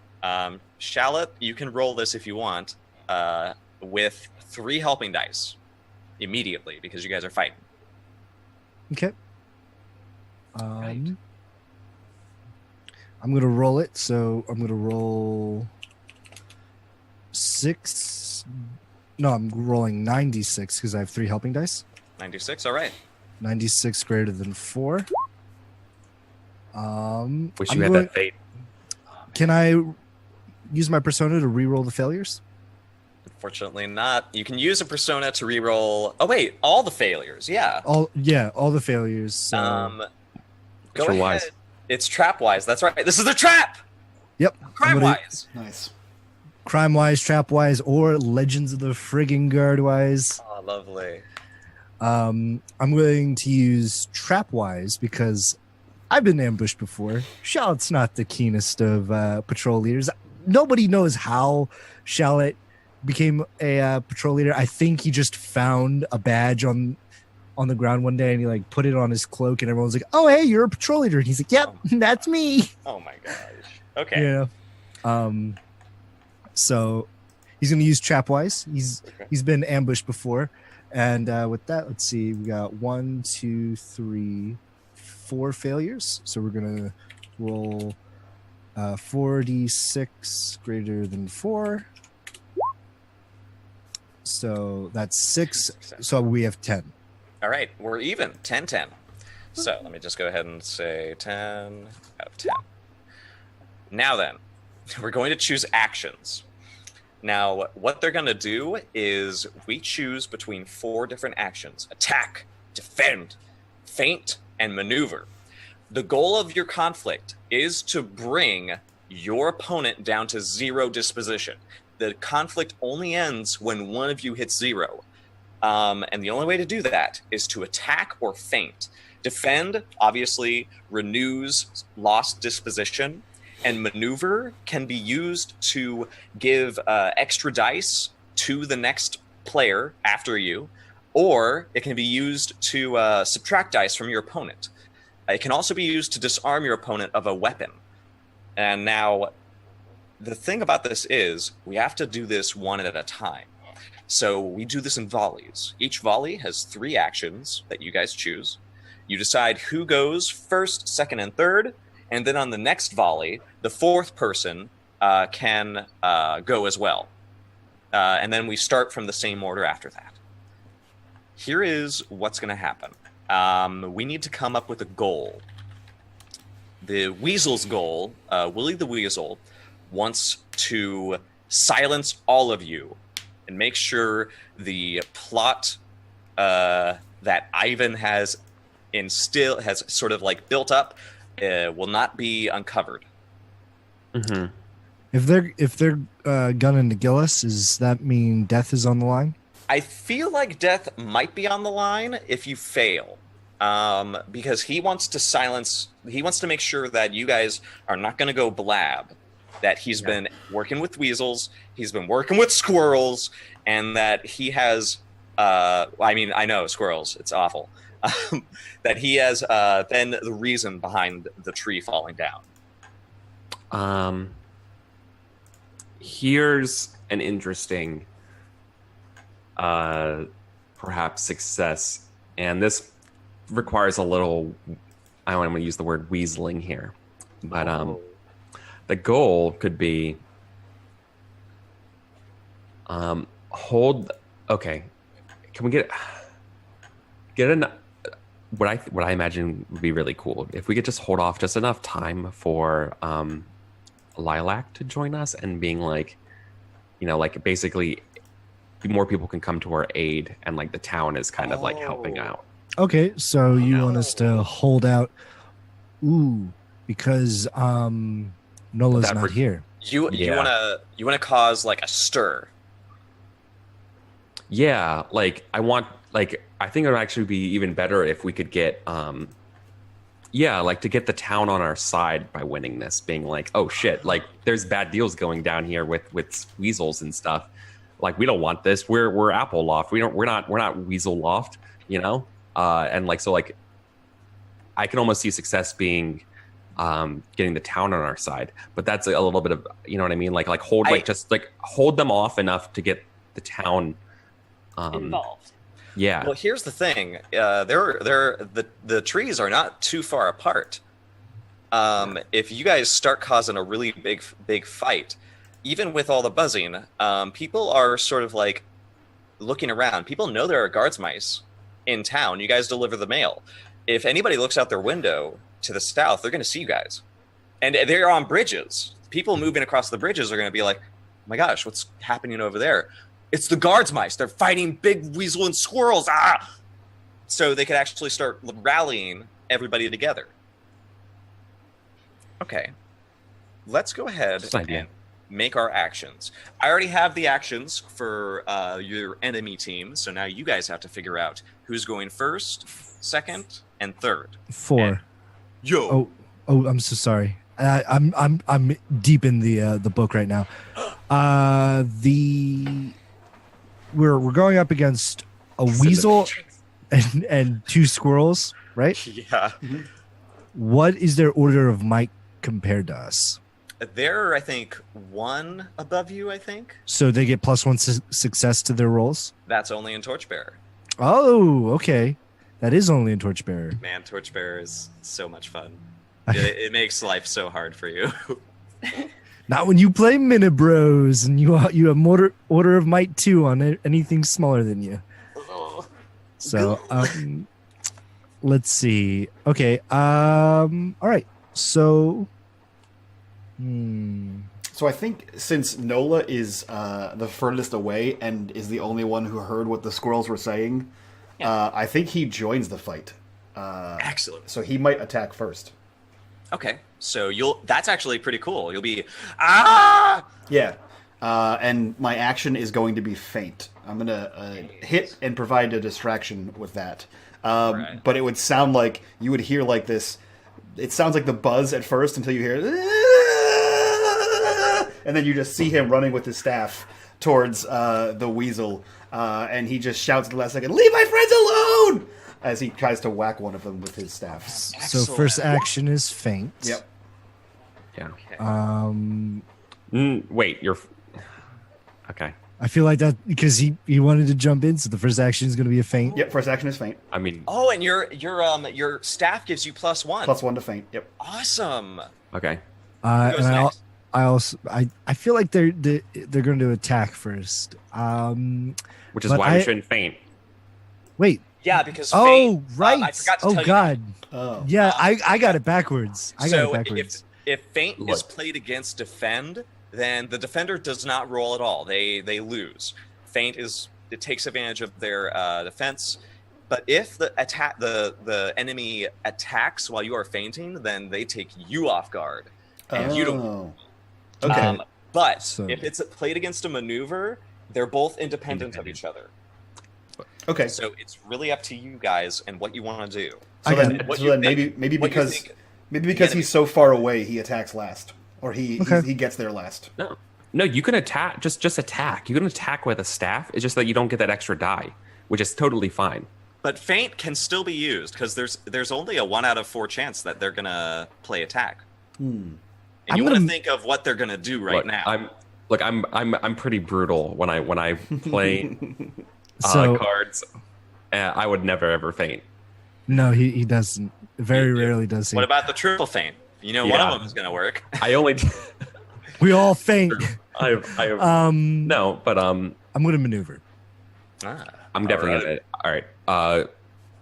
I would absolutely attack. Kalila 100% will attack, and I have to declare my sword is going to be for attacking. Okay, that's right. My sword, I guess, will be for die for? maneuvering. Okay. Now, what order are we going in? Okay. Nola? Look. So he wants to faint. I would like to go first. Okay. I love the bold feint though. That's so cool. Yeah. Well, Eric, Yeah, I think he if doesn't- he if doesn't I know go that. first, He's I not can a fighter. empower you, though. I can empower you Okay. with my maneuver. Sure, but So- what are you? Okay, what's your maneuver look like then? But yeah, My I'm gonna maneuver. run in there, so what do you- I feel like out of the corner of my eye, I see Nolo start running with his staff, and I see that you're about to jump in. So my maneuver would be to grab their attention by just running to the side and trying to poke at either the weasel or the squirrel, like in the foot kind of deal.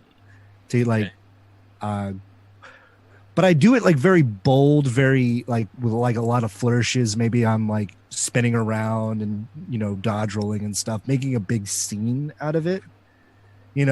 It's more theatric than actual harm. Yeah. Just so like the squirrels and the weasel, I kind of look at me like, what is he doing? This is not gonna work. And Mike, I think fictionally, what happens is that I think you want to rush ahead and do this and stuff. You're like your heart's in the right spot, but you see me like already like in front of you, being like, "No, you stay like be like protect yourself, right?" Yeah. Like I'm kind of Plus, he's stepping way in far for away. you because you're like I want to protect our even though I mean you are younger than me and you're not the tender paw. No, what's what I say? It's like no, like watch the tender paw and like I go right. Basically, I'm stepping in for into harm's way. Okay, so who's going first? I'm gonna go first with the maneuver, so Okay. I can empower Eric's attack. Yeah, Alright. secondary attack, and then either Clove or Nola can step in with something. Yeah, who's going second? Oh, Eric's going second. Oh, I see it. Yeah. Ah! And then, And Are you gonna go and then- third? And then Nola's doing the same thing. Yeah, for sure. all right, and that means Clove, you're going first on the next volley. So, Charlotte, you're doing maneuver. I am also doing a maneuver. Ooh, maneuver versus maneuver is a independent. So they're both setting each other up. One of the squirrels sort of starts bouncing around you guys, chittering madly. Gets 2 helping dice. So, oh Jesus! Wow, it's a pretty good roll. Yeah. Dang. Oh God. Yeah. I'm gonna roll fight. No. Oh, Maneuver wait. is maneuver is something else. What is maneuver? nature. Nature. Yeah. Okay, yeah, no, that's fine. I'm going to be rolling nature, and I'm going to be having 2 help dice, so that's 66. You're going to, go ahead. I'm going to do something, but only after you roll. That's work. That's terrible. Okay, well, it turns out you don't get any successes because you were donated a crit fail from Mercer in the chat, who his spite will pay forward for extra life. Fantastic. So the chat giveth, the chat taketh away. Yeah, I'm interpreting it as crit fail minus 1 success. Sure. So there you go. What we'll do is, I'll go ahead and disarm Eric for the next action, and invoke a +2. So that's 3 and 2. Those are the successes I spent. And you won't have it for the rest of the volley, I believe, or is it conflict? No, it's the volley or the round. After 3 turns, I can get my That's right. So the next time I go, I'll have my sword. Lovely. All right.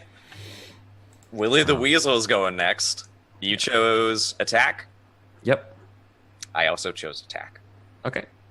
Okay. So you're giving yourself 2 dice advantage, right? Yeah. All right. Well, I have to tap my nature. Oh. I'm spending my persona to go Super Saiyan.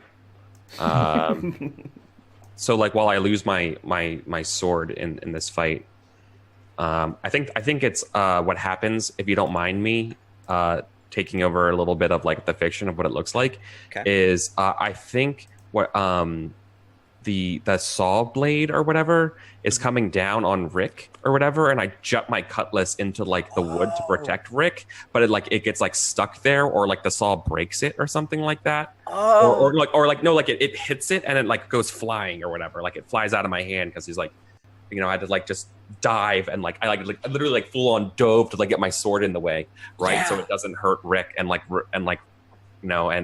I do that, then I'm like, Rick, move, and like Rick moves, and then like they like bring the sword up and it goes flying out of my hands. It sticks into something else, and now I'm like there like this in front of the weasel with the saw blade sword. Okay. And let's go ahead and roll. Yeah. Oh my god, okay. I'm so sorry for what's gonna happen. It's all right. Wow, 9 dice, and I only got 3 successes. All right, so hold on. So my fighter's 3. I need some help from people. So my fighter's 3. Now Rick is going to help you during. The way I'm going to play this is that Rick can help for 1 action. So he's going to give you helping dice for this one. Okay. Cool. So makes sense. You get I helping saved dice him from 2 people during the volley.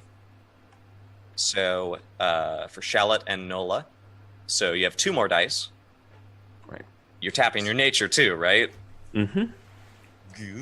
Go ahead. And I'm also obviously, I think what I described is pretty brave. So I'm using brave positively as well for another die. Excellent. Can you use multiple traits in a? No, you can only use one. Just one. Sadly. You can use them. You can use multiple traits insofar as if you get a tie, you can use another trait to break the tie in the opponent's favor. What if you use it positively and negatively? That's so in the weeds. No, you can't do that. Okay. When it comes to picking dice for your test, you can only pick one. Gotcha. So hold on. So I'm at 3. Rick is helping me. 2 other people are helping me. Right. Mm-hmm. So I'm at 3 additional dice. So I'm at 6. Tap nature. 1 more for brave. So I'm at 7, and then tapping my nature for 4 more. So I'm at 11 dice. Oh my god! Imagine if you got 10 successes. I know. That's what I'm hoping for. 6 successes, and I'm gonna spend my fate to luck the 6s. Alrighty. Look at all these explosions, please. Kerbloosh. Please. Oh my 10 god. successes.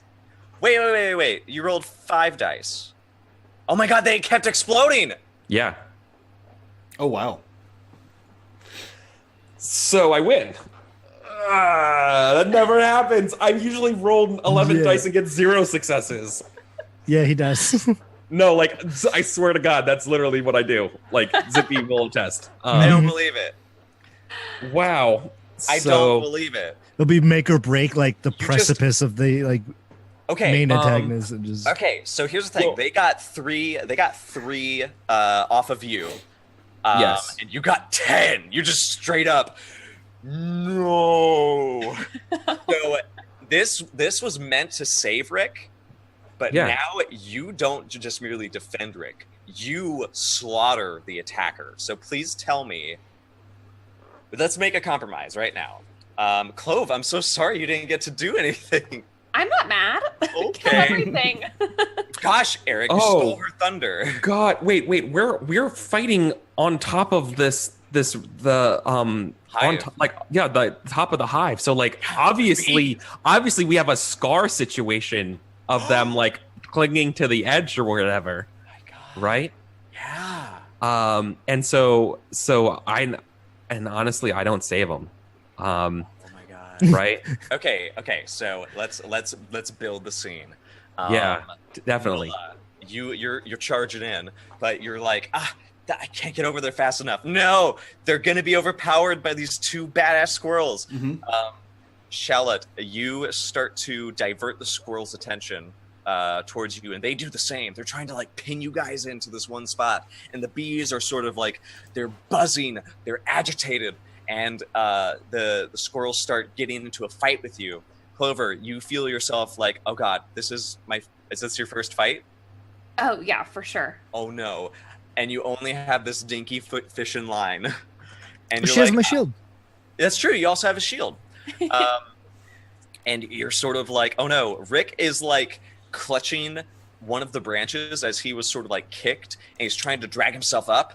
And you see the weasel sort of leap forward, bringing this large saw blade back as he sort of tries to sweep it around, literally to sort of like carve through Rick's arms as he's desperately trying to cling on. And please, Kalila, describe to me what happens next. So it looks desperate for Rick. And then the music upswells as Kalila tackles the weasel and wrests the blade out of the weasel's arms. The blade goes flying, and then we both kind of like are engaged hand to hand a little bit and then the weasel inadvertently like gets a good slash at me, and it like throws me back, but it throws me to like where my cutlass was, and I grab it and I just like run at him and just run him through, and probably like it's probably not like a bad hit or whatever on them, but it's enough to like force them back, and they probably like end up falling off the ledge here, and then I pull out my blade, and I look down, I'm like panting, and then I feel like it's more like the squirrels. I don't like kill the squirrels, right? I think it's more like they just probably are like, oh, okay, bye. You know what I mean? Like they probably like will just like their morale is broken. They're like, oh shit, we don't just want the apples. We don't, you know. It's actually pretty bad because the weasel seems to be like, the squirrels are skittish. Like as long as the weasel was up, exactly, they kind of like followed everything he said. Now that Rick's gone and the weasel gets run through, and he's sort of like, does he like make a big clattering like noise as he like falls through the branches?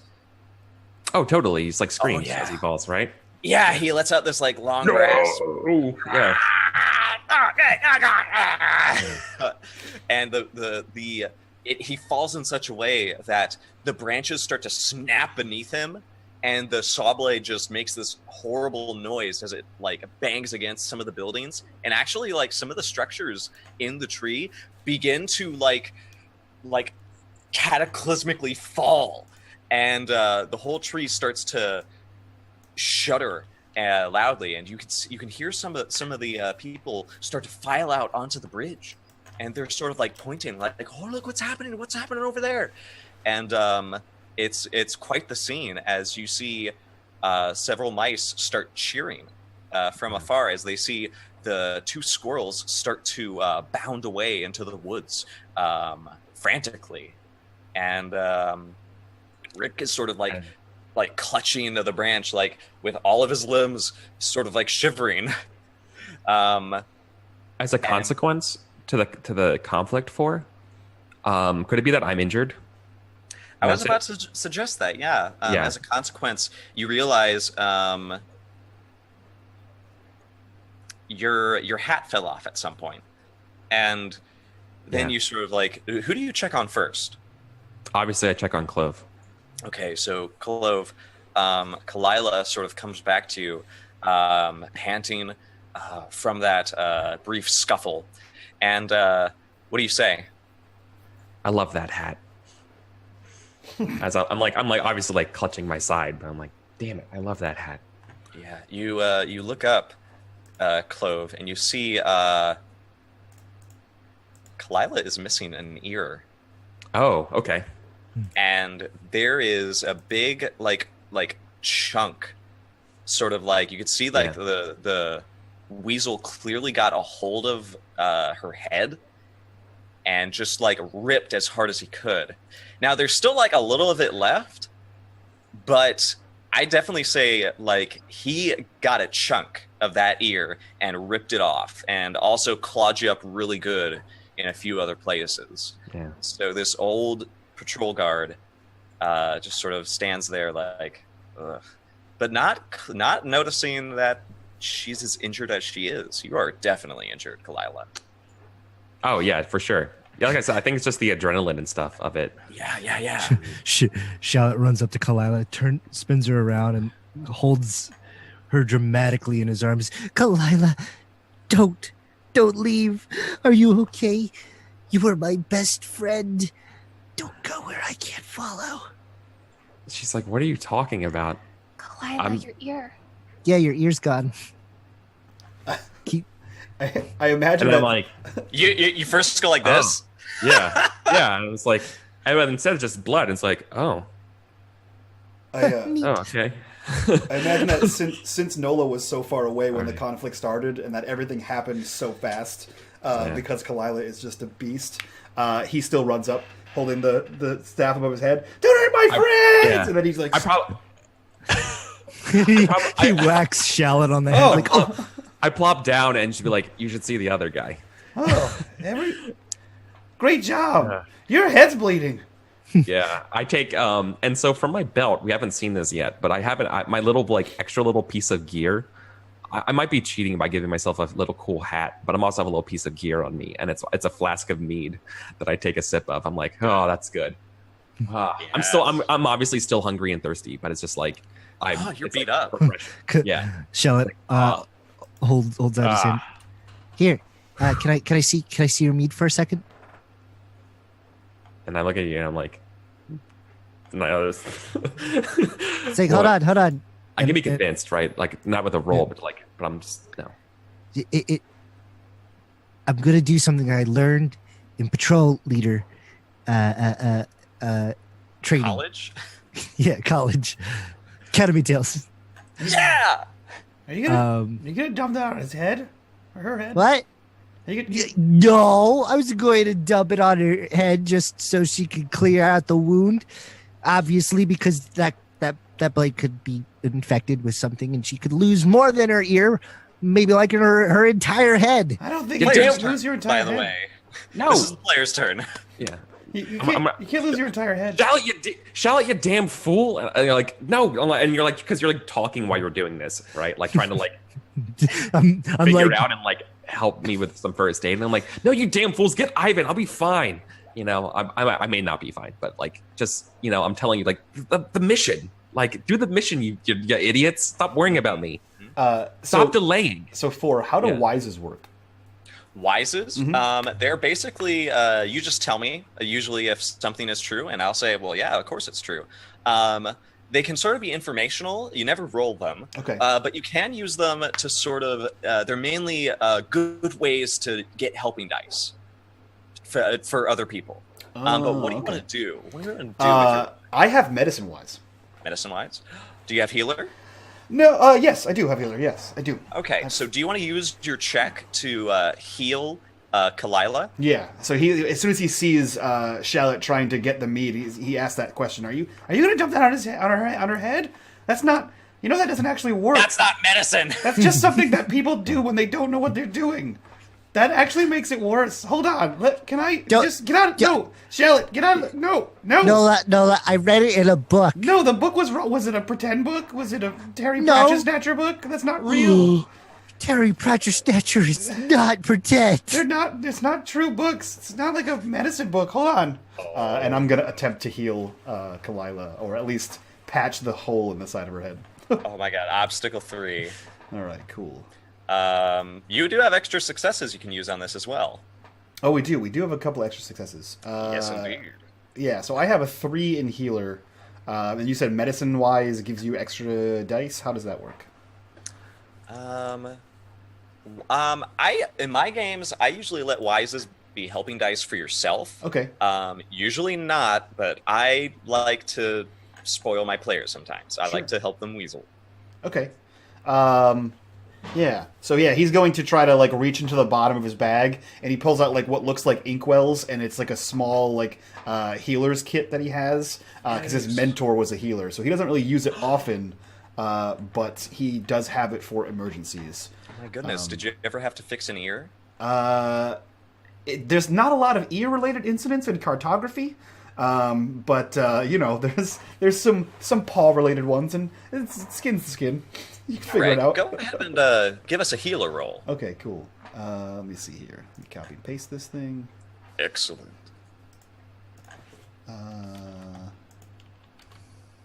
Cool. 3 successes. Just barely. There you go. And if you want, you can actually go down to the weasel, and you can find the rest of the ear in his mouth. Sure. And stitch it back on. You can stitch it back on. Oh, I would love that. Is my hat down there? It is. Yeah, so you would see... It's like, it's caught on a branch somewhere, sort of like... You could fix that too with a weaver check. So you would see climbing back up to the top of the hive once he realizes what happened, wearing the hat. He comes climbing back up and he says, "I found it!" And he holds up the ear, and then he proceeds to stitch on your ear while still wearing your hat. Nice. All right, and after that, you guys spend enough time there till somebody comes by, and it is a black-furred mouse who climbs up, desperately heaving and huffing, and you also see that there's the mayor is there, and they are both very like, what's happening? And you see the this black mouse says, "Ooh, what's going on here?" We fought valiantly. We fought against a weasel and a squiggle of squirrels. I don't think that's what they're called. What do you call a group of squirrels? I don't know. 2 squirrels? Nope, squiggle. Okay. I look at the mayor. Mayor,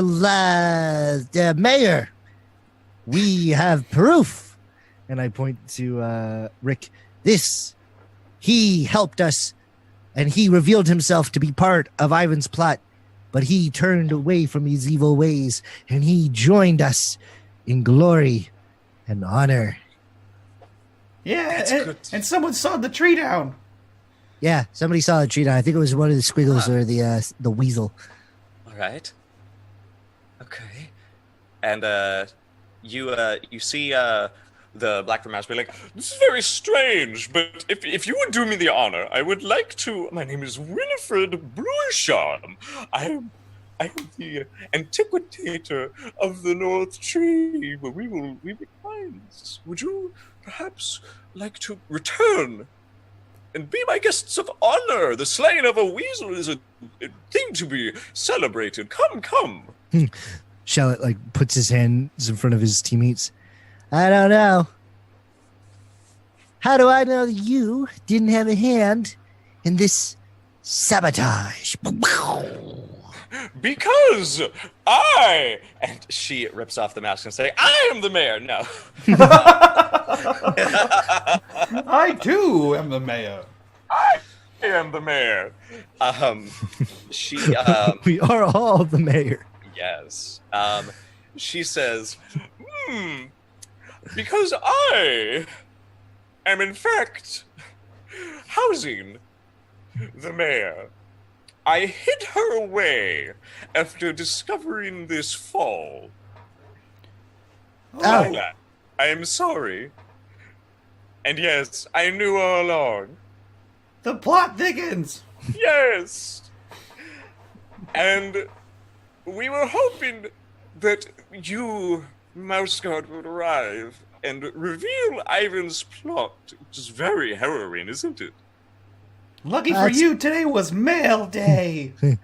Yes! Thank goodness it wasn't Sunday! I stand and I look at my hands and I look over towards where the weasels and squirrels fell. I feel manipulated in some sense. We were used. We were used because no one else could figure out this dang crime. And I turn away dramatically, my cape blowing in the wind, but it's actually just my hand waving it a little bit. This is not honorable. This is not glorious. And then Winifred comes by and says, oh, but it is, dear, for I pull the strings here in Appleloft. And thankfully, they are noble strings, where vines grow that have grapes and blueberries. Oh. Which I would like to share with you right now. Okay. Does anybody have any player's trick to spend? Each player gets 2 checks, right? One check. One check. You have like 4 checks. Yeah, I have 4 checks. Eric, you have 2, I think. Yeah, I have 2 total. Yeah. Clove, I think Nola spent his. Clove, do you have anything you want to do in the player's turn? I don't know. I don't really feel like I have anything. Where? I guess we still don't know where Ivan is. No, you don't. So I think that's what she would want to do. She would want to like turn to the rest of the group and be like, we haven't done everything that we are supposed to do yet. You're right, Clove, and he brings her in close.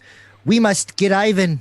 We must find the evil and apprehend it. Good job. If he was willing to do this here, he'd be willing to do it somewhere else. So we should definitely find him. I look to Lilac. Will you give us the Appleloft Guard as we march upon Ivan's brewery? She brings out her red cloak and says, well, of course. We'll even lead the effort.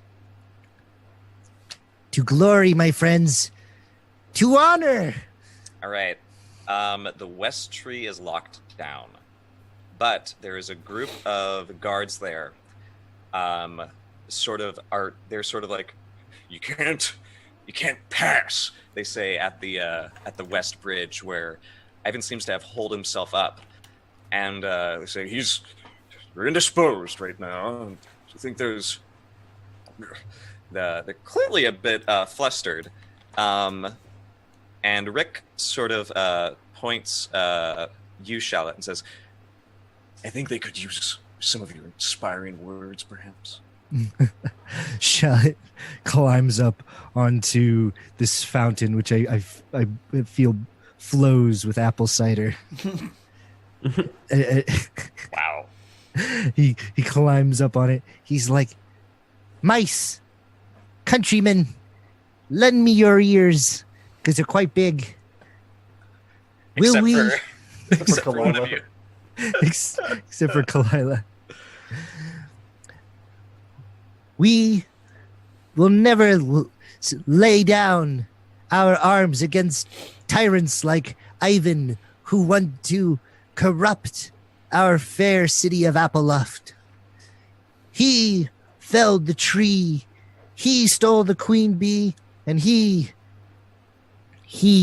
is trying to shift the balance of power. But we will be the counterbalance to that scale. We will maintain the balance, and we will bring down the tyrant. Orator check. Oh boy, I'm beginner's lucking it. Yeah. Yeah. What's your base? Can I assist him by making background noises that he's been making the entire session? I also have Orator. Yes. He's kind of like echoing the key points. Yeah, I Tyrant! Tyrant! And I start like the chant. Whoa. What's your instinct? Oh, my instinct is to always repeat back the specifics. So I'm like, go. That's awesome. Oh my gosh. And then Nola, you can sort of like get his cape and just sort of like Yeah. And he's from behind, he's like, cacao, bum, bum, bum. amazing. I love this. What do you do, Eric, if you want to help or not? I don't think I have anything to help. Okay. Let me know what you got. Do you have any points you want to spend? I don't have any. I have persona, but I'm gonna wait for that if I fail. To tap your nature or reroll the successes? Yes. Reroll successes. Okay, this is a group of armed mice. They are really upset currently because they know. Oh wait. If this is a group of armed mice, could I do militarist instead? Yes, you could actually. Yeah. Yeah, totally.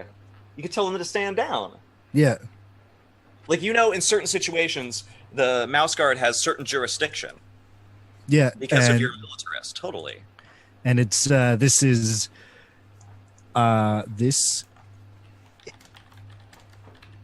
jeopardizes the peace between all of the mouse territories.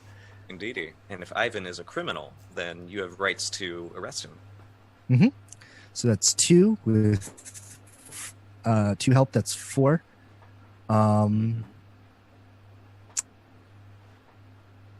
I don't think I can use defender. No, I am going to use. I'm going to argue that I'm going to use defender because I am defending the rights of the people. Exactly. So roll 5d6. And what is the obstacle?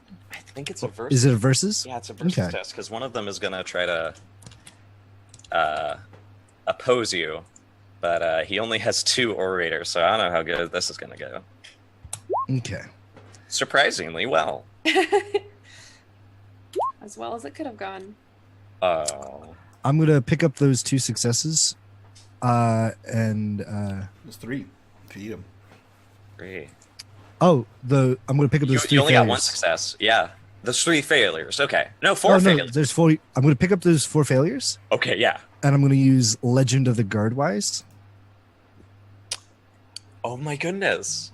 Tell us. So, what's the story of a corrupt official that you know from Terry Pratcher? Pratcher Snatcher. Yeah. Terry Pratcher Snatcher wrote a book about a corrupt mouse guard who went against the good of the people to take down a corrupt crime syndicate of farmers and farmhands. His name was Graham Weatherfields. He went against Gwendolyn and he created an uprising, a riot. But in the end, he ultimately died for his foolhardiness. And he was always forgotten by the guard. Oh man. Lay it on them. Lay it on them. Okay, so let me pick up those. Let's see, roll 46. Okay, Yeah. so we tie. I'll do a tiebreaker roll. Let's do it. So Okay. he has bad will. These are not smart people. 1 success. Oh. Oh my god. Oh my god. 5d6. There we go. Oh my goodness. Okay. Mash 'em. So that tiebreaker easily in your favor. They part very slowly and look rather ashamed. And Rick sort of puts a hand on one of their shoulders and he says, Listen, I know what it's like. It was a good deal, but it wasn't worth the South Tree. And all the people in it. It's true. You guys got all the people out of the South Tree, right? We had some injuries. That Okay. We'll say a few died just to keep up the guilt. It's terrible. it is. And he says, search his quarters. Tear it down. If we find the queen, he's done. And yeah, that's it. For them, they part, you pass, and we can keep going with players' checks, but I'm kind of okay with you guys sort of declaring like what happens during this aftermath, because I do know we're at 12:58. Mhm. Yeah. Did everybody complete their goal, by the way? My goal is to deliver the mail. I didn't write one. No. I forgot to also tell didn't you. have one. Yeah. So I think for Kalila's story is going to be they're not really in good shape to continue being they're still recovering, being injured and things like that. Mhm. I think they are actually going to stick around and help the Appelofts brewing and stuff like that, and getting their economy kind of set back in order. Because believe it or not, they actually know a thing or two about running a ship and running a business. Excellent! Yay! And Chloe, yeah, I noticed you have Weaver. Yes, I do. Do you want to try to fix the hat? Yeah, I was actually going to say that Clove actually keeps a bag that she wove herself. It was like the first thing that she ever wove, but she more than happily kind of deconstructs it and uses a piece of it to fix the hat.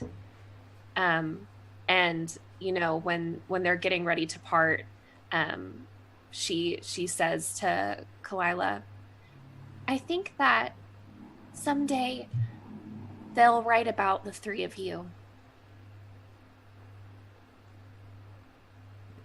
And you. Maybe Shallock can fight Terry Pratcher and he can tell the whole story. Unfortunately, he's dead. Oh man. and I joke. I kind of like smile and I say, Clove, if there's one thing you're gonna learn from me, is that being a mouse guard is not found in the pages or what's written down in the word. It's what you carry in your heart, and more importantly, it's the actions you do. For the actions is the language of the mouse guard. Shallot looks at Clove. Take a knee, my dear tender paw. Oh, okay. Okay. I, Shallot William Wilburton of Grass Lake, do dub thee an onion knight of the highest order. And he does the whole knighting ceremony. You may keep that beautiful kite shield as your reward for your bravery and your quick wit. I don't know what to say. Thank you. You need not say anything. You may just go on with glory and honor.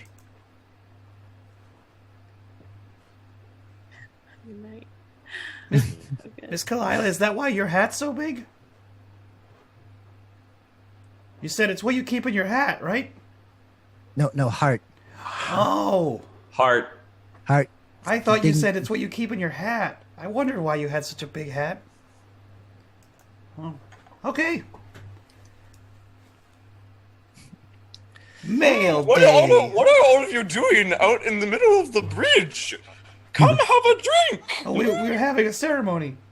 Of course, celebration for your Yes. bravery.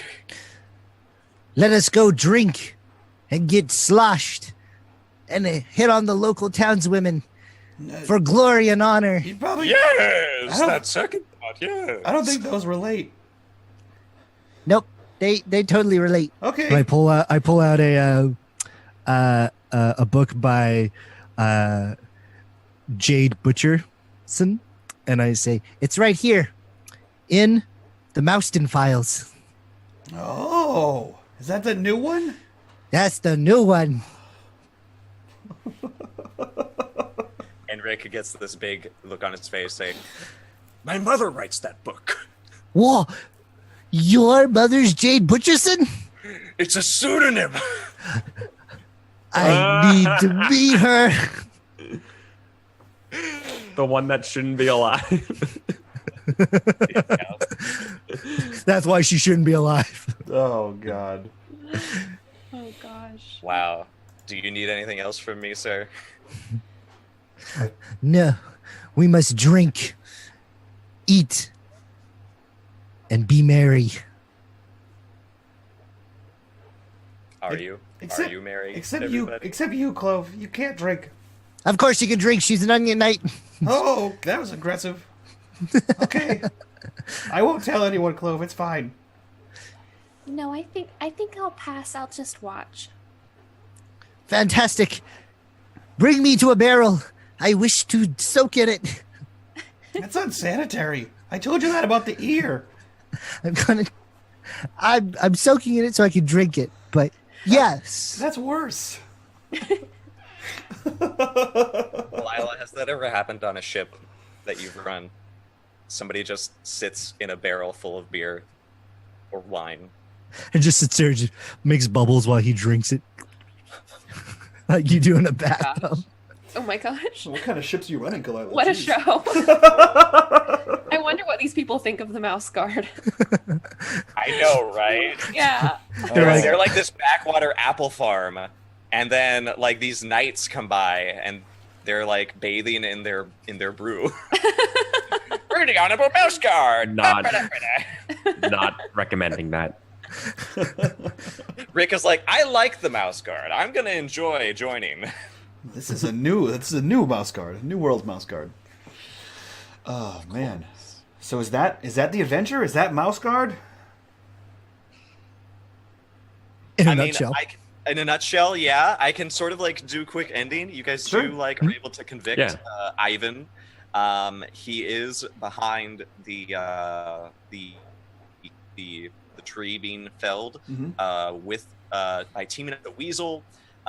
Made a little heist to get the queen away, and he was going to ship the queen off to Port Sumac, where it would be sold through black markets to various places that wanted to get a beehive of their own without going through all the paperwork in order to do that. Apiarists run a tight shift, yo. Apparently. And yeah, you guys return to Lock Haven after recovering from your injuries, and you're all commendated. Lilac gives you the highest honors. She also is very ashamed because she realizes she wasn't able to do much while she was playing as her sister. But you guys are hailed as good workers and successful at that. And you go on many more summer missions. All of you growing as a family. Yay. With Grandma Kalilo. Yep. And all kinds of crazy adventures until, So winter comes. Until winter. Okay. That's all I have. What'd you guys think of Mouse Guard? That was fun. Love this Definitely game. fun. I absolutely love Mouse Guard so much. Yeah. There are so many. I feel like it could. This mission could have gone so many ways, but it was either that or make you guys build a chair. Okay, which can be fun, I guess. Yeah, I mean, there's a Building chairs. carpenter skill. We could just have a campaign about it. Oh, building Yeah. chairs. Yeah. Building chairs. We then make a store full of Yeah. chairs and we call it Mouse Kia. There you go. Mouse Kia. Oh God. Yeah. No. So this is my first time ever playing Mouse Guard, and I rarely ever get to watch the streams that I know actually play it, such as the life of a fucking D&D streamer. It happens all the time. But so I'm glad I got to play in this. This was pretty dope. This is actually the first. This is based off of Burning Wheel, right? I didn't just make that up. Yep. Yeah, this is the first. It's sort of like It's the grandkid. the grandkid of Burning Wheel. This is the first Burning Wheel anything that I've played. So This is my favorite role-playing game. that's pretty awesome. Yeah. This might be my favorite role-playing game too. So let's go around, introduce you guys, and get your thoughts on the episode on this session before we jump into the next one, which is Tales from the Loop. So, who are you? What are you doing here? And what did you think of this episode? Well, gosh darn. I feel like this episode started off seriously enough, and then I was like, I need to be silly. And so I went all out on it. Teaching Mouse Guard is one of my favorite things about streaming. I love sharing this game with everybody. And I do that sort of thing on my channel. I play, currently I have a Burning Wheel and Mouse Guard campaign. Tomorrow I have Burning Wheel. Follow me on Twitter if you want to learn about what time it is. But I do want to let you guys know, we also do a game called The Dark Spring that is hosted on Askren's channel. Or rather run on it, where I have made a whole campaign about a patrol of mice trying to stop a bunch of wolves from coming in and wrecking the territories. And that's really been my big campaign for Mouse Guard. Wolves are the size of dragons, even bigger. They're like titans to these things. Oh, and gosh. not just one wolf, a pack of them. That's terrifying. And it is lovely. It's one of the reasons I love this game is the scale of it. And I just try to make the games I run very fun, very interesting, with very powerful themes, I will say. Fantastic. That's really all I do. I'm an Animorphs fan. You might see me making something like that in the future. Animorphs That's is awesome. That's It awesome. is awesome. Like, I want to hack Torchbearer to play every game I want to play, but then I'm like, oh, but I love Mouse Guard, and so this is really all I am. I wear bows, I make cute faces, and I'm a horse groom, and you should be no, don't. You guys, I love all of you. Thank you for having me today. Thank I'm you glad for running this. It was awesome. You're I wonderful. hope you enjoyed. Yeah. I did. I had fun. Really enjoyed it. We'll go over to Summer, who this is your first time actually playing this game, right? Yes, so it is. who are you? What are you doing here? And what did you think about your first time playing Mouse Guard?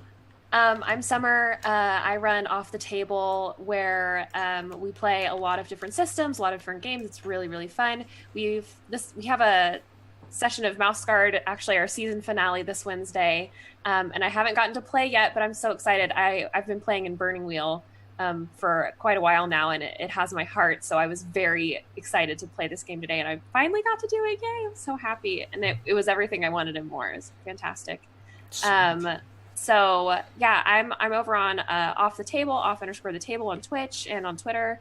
And we do Burning Wheel, Mouse Guard, Warhammer, Monster Hearts 2, D&D, Polaris, I think Burning Wheel, I think I said it all.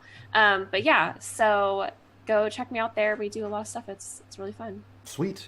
And Eric, this is your first time in a long time playing on the player side of the house of Mouse Guard. So who are you?